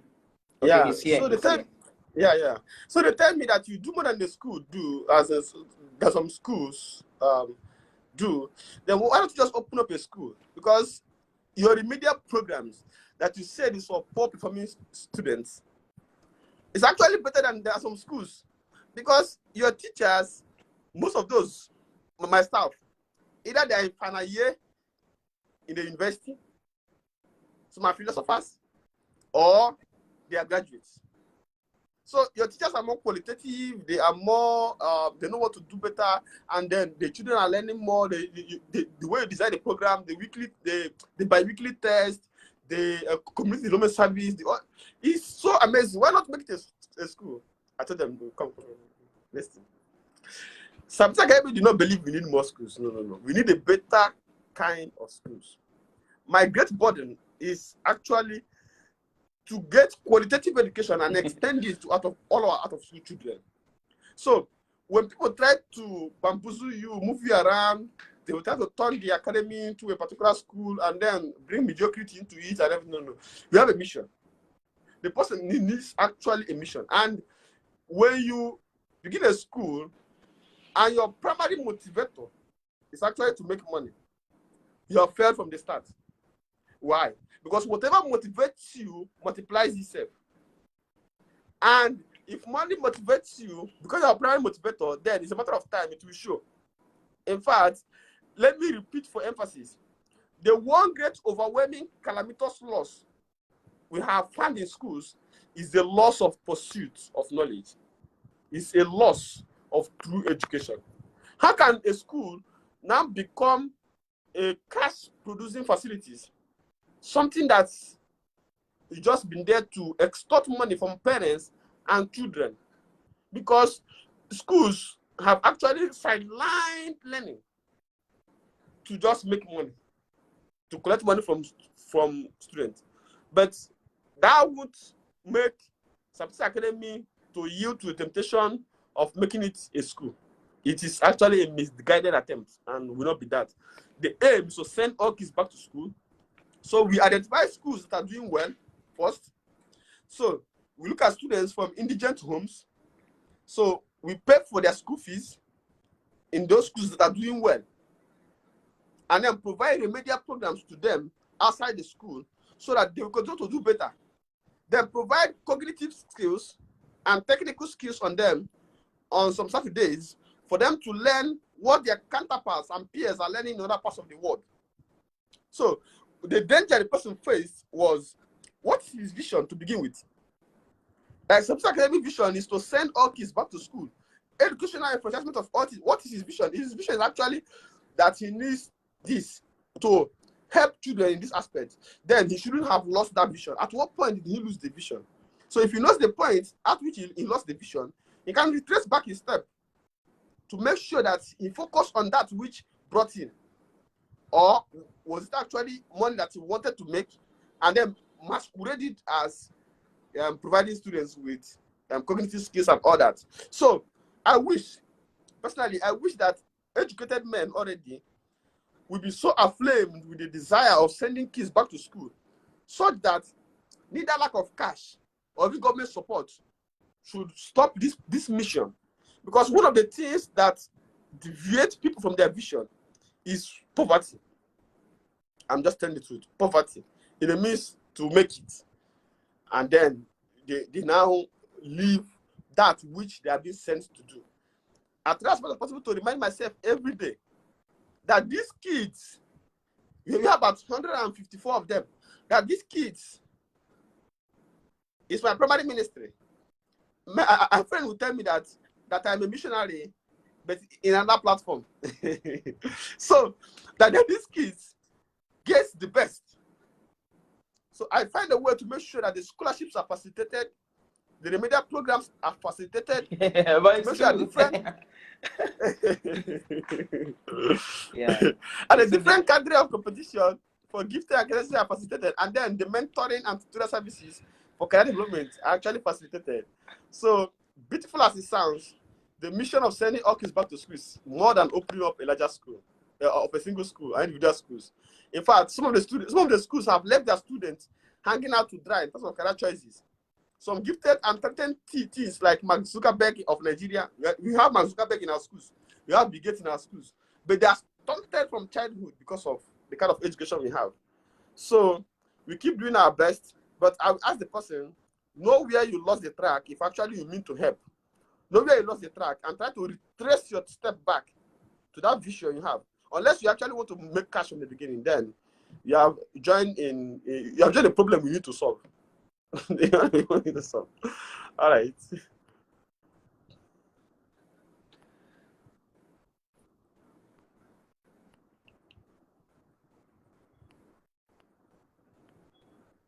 Thank you very much. Thank you very much, Sir Peter Low, comrade and honorable. You've really answered the question the way it appeals to the mind, to educated mind.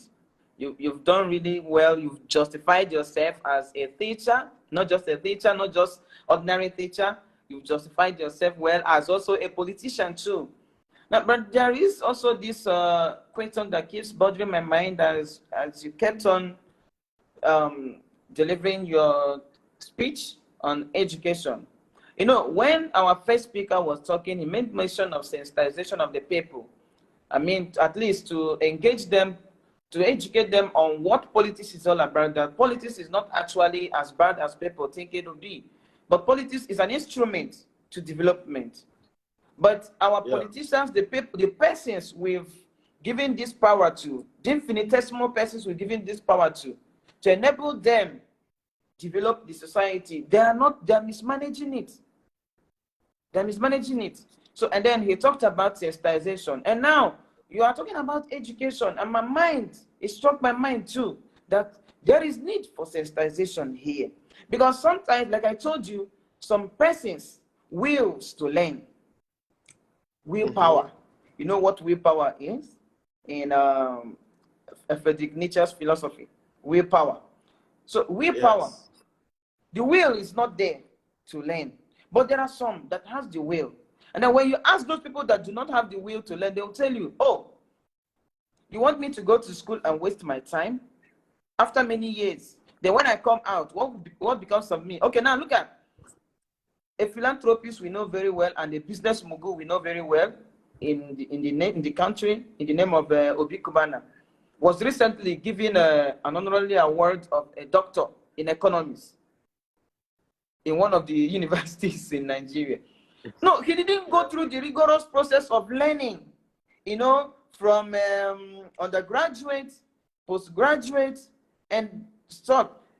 But all of a sudden, because he has made money and he's famous, people know him, he's been given a doctorate degree. You know, do you understand what I'm saying? And some I persons do. also acquire such in many well-known universities. I think last year, one of the singers by Tiwa Savage was given a doctorate degree award from Oxford University. You see, and when you ask these business moguls and these businessmen and young children still growing up, they say no, they want to engage themselves in the entertainment industry. I said, why? Is it not when you know that you also learn how to do? But if you don't know, how will you learn how to do? You say, no, I will learn it. I will get a mentor. And this my mentor will mentor me on this, and then that's all. I don't need to go to school anymore. Why? Because those people that went to school, what becomes of them afterward? Do you understand? Those people that went to school, what I becomes get of you. them? And then you made mention I of get something. you. He said the unemployment rate is quite alarming. Yes, but there are also people that are unemployable, Yes. cannot be employed because they didn't learn. They didn't learn. And then we continue to shout unemployment, unemployment, unemployment. But because you refuse to acquire the necessary knowledge that will enable you to be employed in any firm. So now, how do we go about sensitizing the people? Like, that's what I do ordinarily. Why is it that you don't want to go to school? Because those people that went to school, they weren't employed. What have the person studied? You know? So how do we go about Yeah. sensitizing the people? At least to acquire Amazing. this knowledge, to bring out the potentials in them. Beautiful, beautiful, beautiful question. In fact, is the question is actually at the heart of what we do, because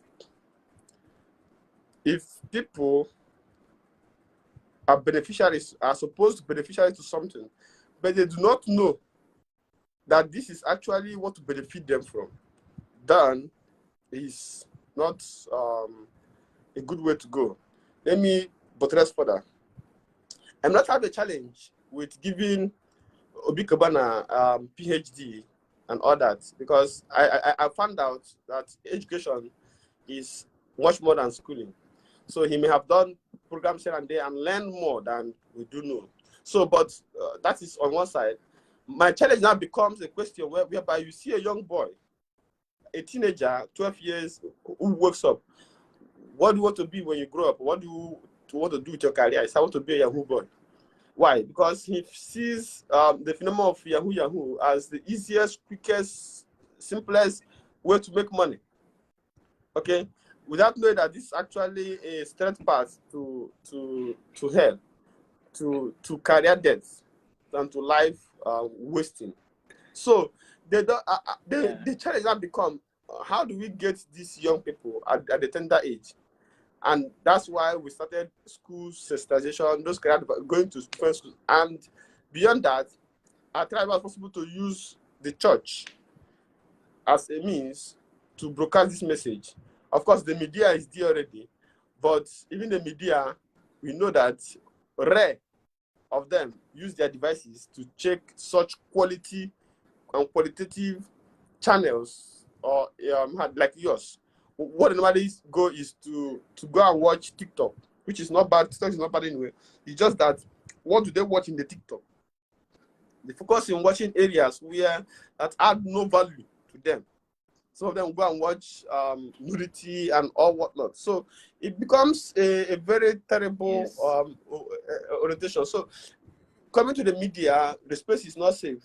I think a very good agent of socialization we have to use is the church or the mosque, where we come to the during the service, we make announcement to children, maybe use projectors and all whatnot. So those academy does that anyway, but I want to be done in a higher level where values, where technology and other aspects of development are actually delivered to children in the churches where their minds are open. So you use the projector, you show them. Like I was watching video the other day on how agriculture has evolved. It's not just mechanized agriculture, it's now an agriculture that you can actually use a house to plant your whatever. Is vertical farming. It's a high level of agriculture. So people do not know this, and they do not know that the richest people in the world did not get rich through Yahoo Yahoo. The richest man in the world today is Elon Musk. And Elon Musk, as we know, is a producer of electric vehicles, electric cars. At least a Tesla. So it's not, he didn't go and scam people to get money. No, he produced something, and it came from his education. Look at the list. Tesla. Amazon, Jeff Bezos. Yes, he's a graduate of Princeton University. He had the Amazon, Jeff Bezos. The top person who is Amancio Ortega, who has a Tesla company. Bill Gates, Microsoft, who came out and decided that I'm going to put computer in every home. And thanks, he has done it. Almost every household in the world has a computer. And he left it to run his foundation, Gates Foundation. So I can go on and on. Zuckerberg, these people who created true knowledge. In fact, Zuckerberg went to school. They went to Harvard.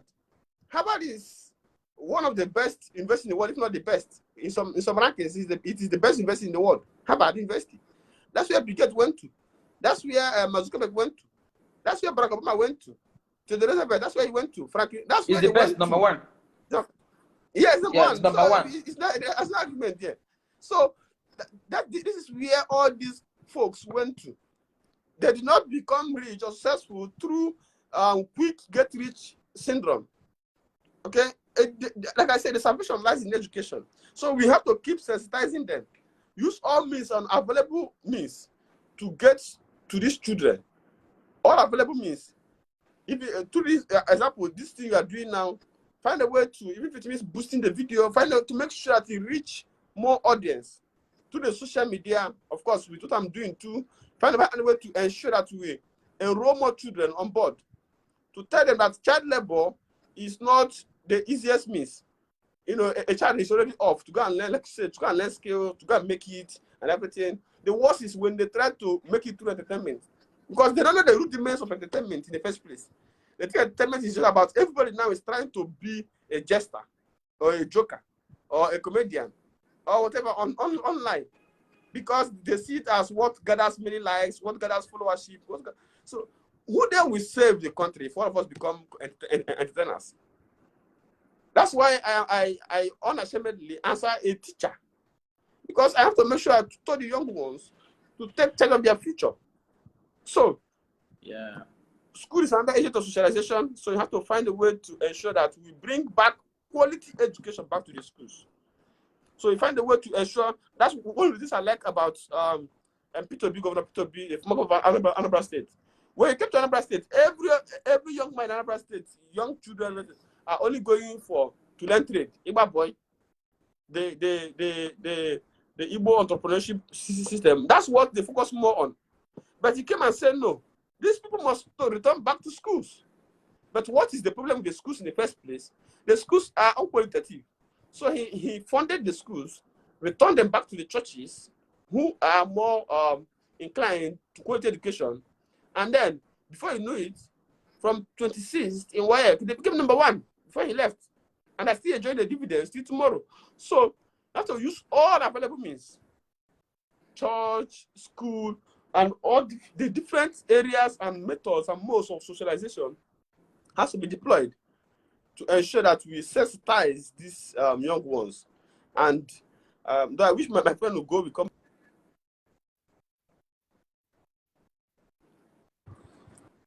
Maybe next time we host it together so that we properly discuss some of the pros and cons and of all this.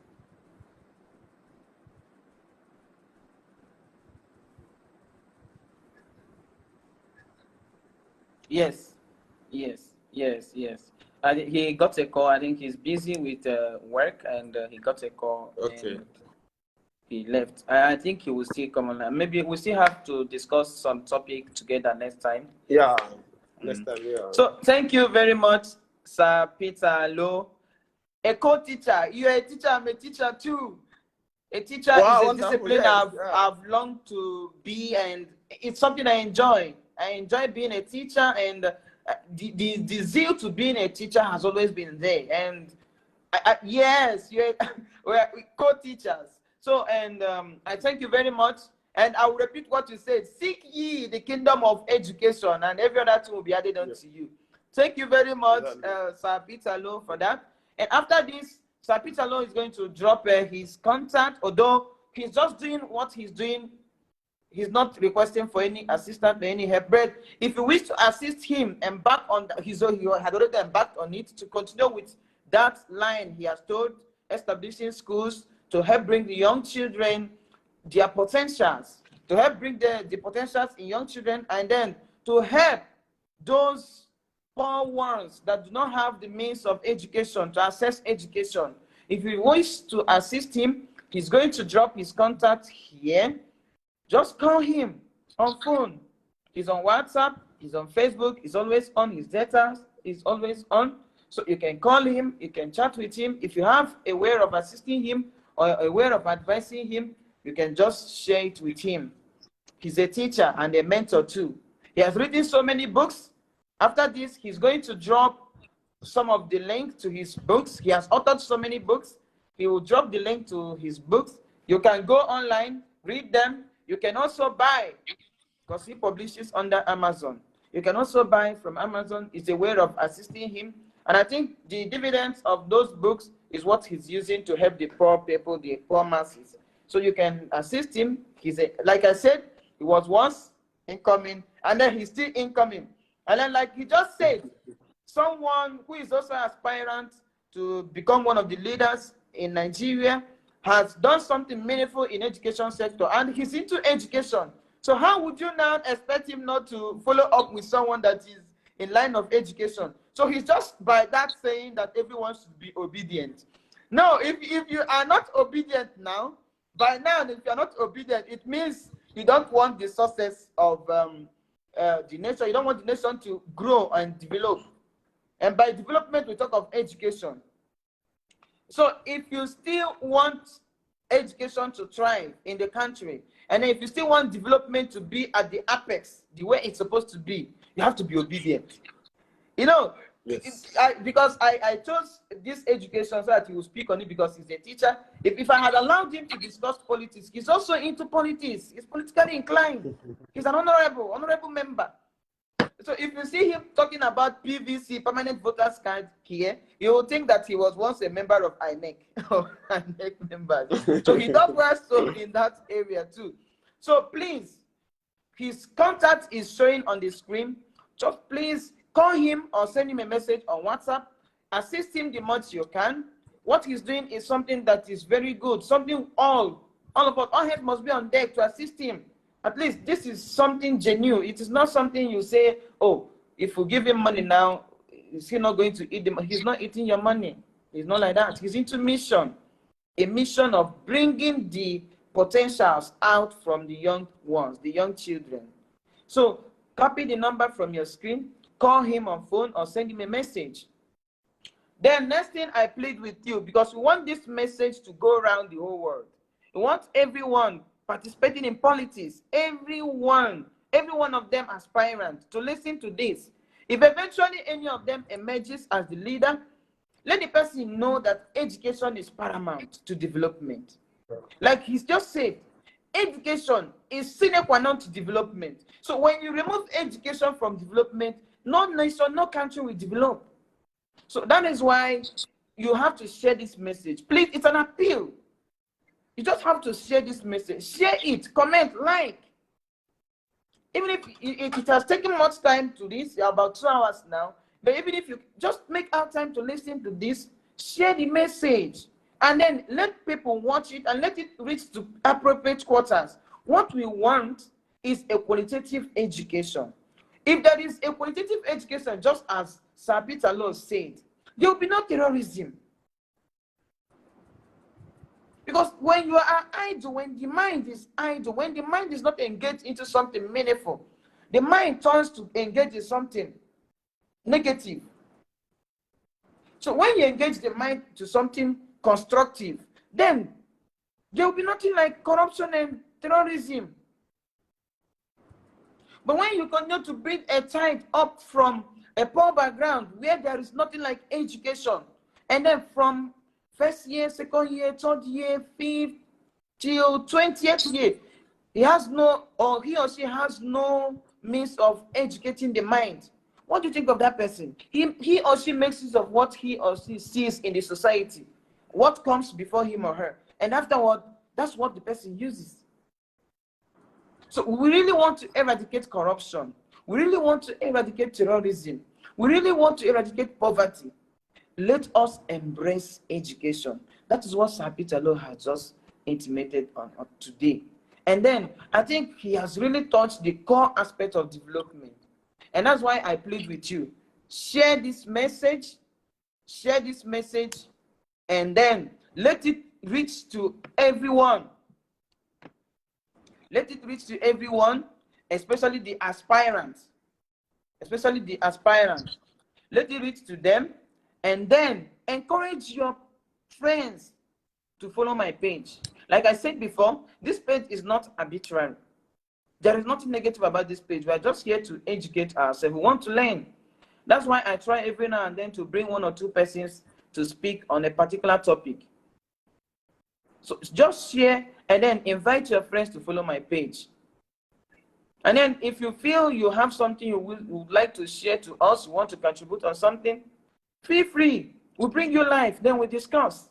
We share ideas. So please, thank you very much, Sir Peter Low.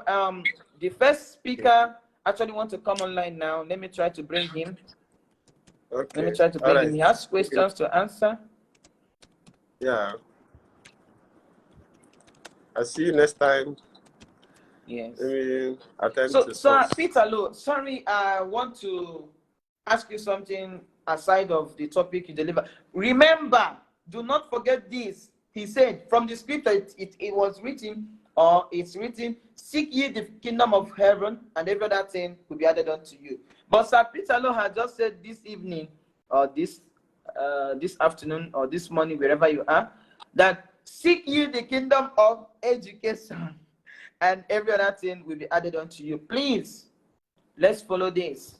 So, Sir Peter Low, because we actually wanted to discuss something, the four mainstream of development. The first speaker has talked on politics, and then you've spoken on education, and then next one should be economics. Although we've taught economics in a way. The first speaker spoke on politics, but he actually touched economics, whereby he said the policies of the government, those the personnel in power, sometimes do not favor many, but favors few. So he actually touched economics. So I want you to say something, just a little, before we conclude this section, just a little in economic development. Okay. Just Amazing. a little. I know it's unprepared something, just a little. Yeah, just a little. No problem. You're not prepared anyway. The truth is that if the economy of a nation is wobbling, every other aspect is affected.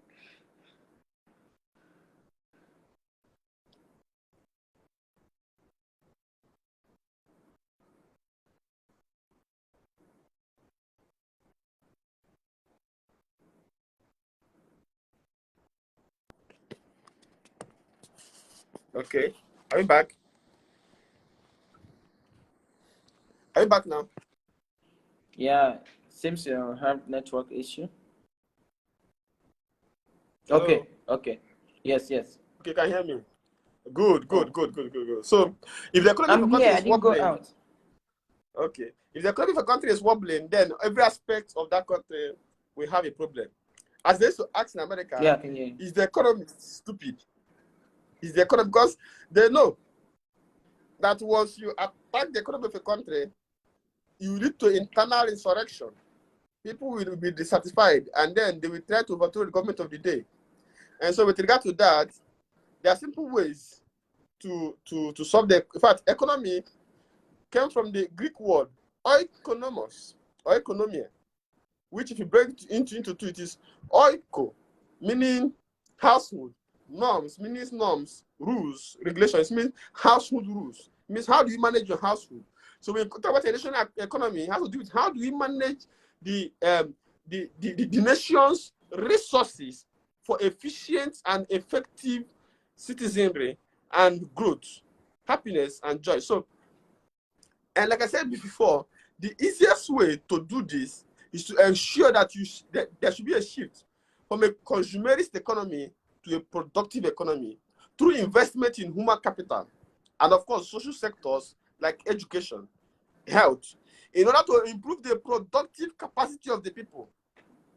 And to do this, you must tackle comprehensively the issue of corruption, where there is graft. People who produces more can't get more returns, and those who produces less now loot the economy of the country. And that point to tackle when it comes to the economy is the issue of insecurity, because insecurity inhibits the agricultural sector. Once there's insecurity, the farmers can't go to farm to cultivate, and the terrorists and bandits destroy lives and properties. And another way to improve the economy of a country is actually to invest more in infrastructure, especially electricity, and to curb your over-dependence on mono economy. Like we have in Nigeria, we have what is called a mono economy. We are solely dependent on oil, and that is why fuel subsidy is killing us and keeps killing us. Another way to improve the economy, when it comes to the economy of a country, is to reduce the cost and difficulty of doing business, to increase your ease of doing business. The last speaker talked about it when he talked about the fact that multiple taxation kills businesses, stifling regulation and over-taxation on small, micro, and medium-scale enterprises. It's one of the things that is killing Nigeria's economy. And then, to boost the economy, you must embrace and invest in digital economy. By investing those proceeds from other sectors of the economy like telecommunication, oil, and others, and invest in growth areas like technology to attract foreign investments. All these are not too much to do. All these are not rocket science. These are just simple things that we can do in order to grow our economy. But the issue still boils down to leadership. It is impossible to build an economy where everyone has job opportunities if you don't invest in massive amount of reliable electricity. So what is difficult in building electricity that is necessary to run your factories, to run your offices, and to run your telecommunication companies? What is difficult in building the economy?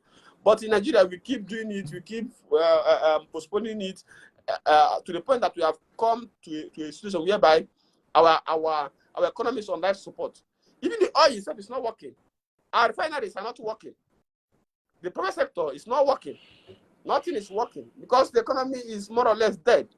So, anyways, a time will come, you look at that critical aspect of this talk. We have to look at this critically. But what I will say in the meantime is that if you do not secure economy, you are going to have a crisis, and that's what we're having now. Yeah. You're going to have a crisis. Yeah. So let's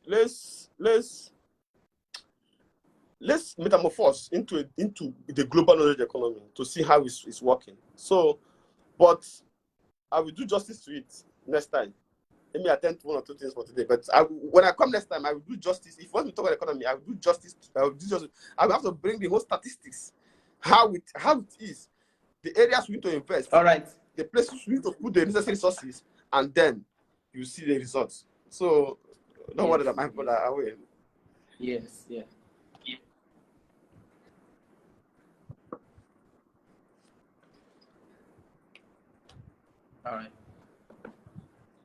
All right. Thank you very much, Sir Peter Loh, a teacher, a co-teacher.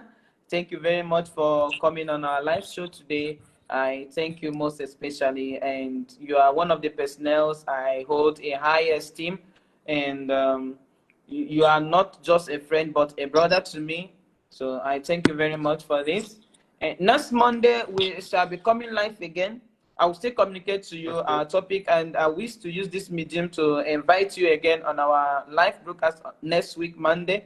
I will still send you the topic to enable you prepare very well. Thank you very much. And remember, my friends out there, Sir Peter Loh is a mentor and a teacher, like I've said. He is into education, and he's just trying to bring out those potentials in the young ones, especially the poor ones, to bring the potentials, and then to enable them discover themselves, and then to enable them have a self-reliance, self-dependent. So that's why, and he's just doing this on his own. And that's why I told him to write his phone number.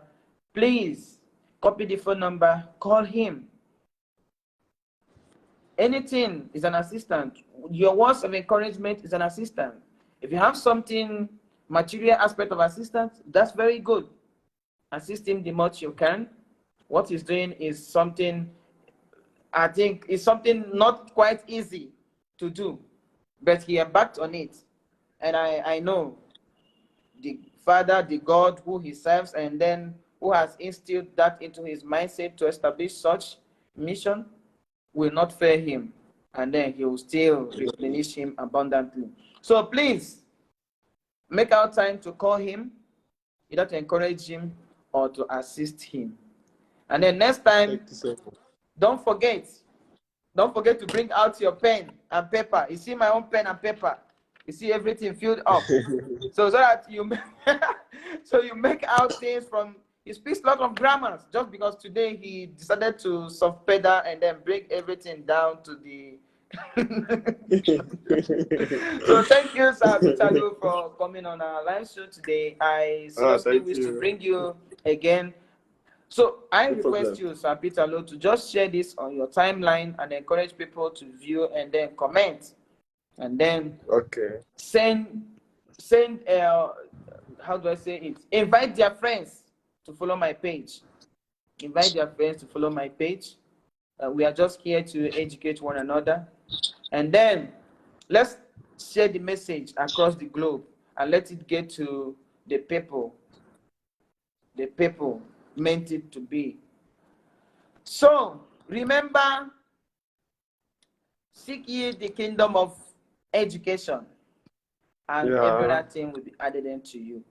As you're seeking the kingdom of education, do not forget to be obedient. Thank you very much. I have a wonderful moment. Thank you, sir. Bye-bye.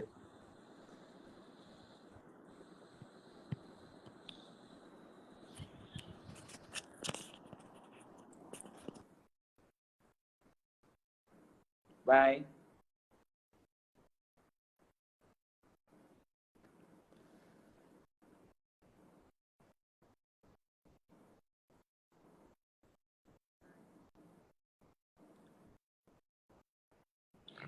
So thank you very much, our guest speakers.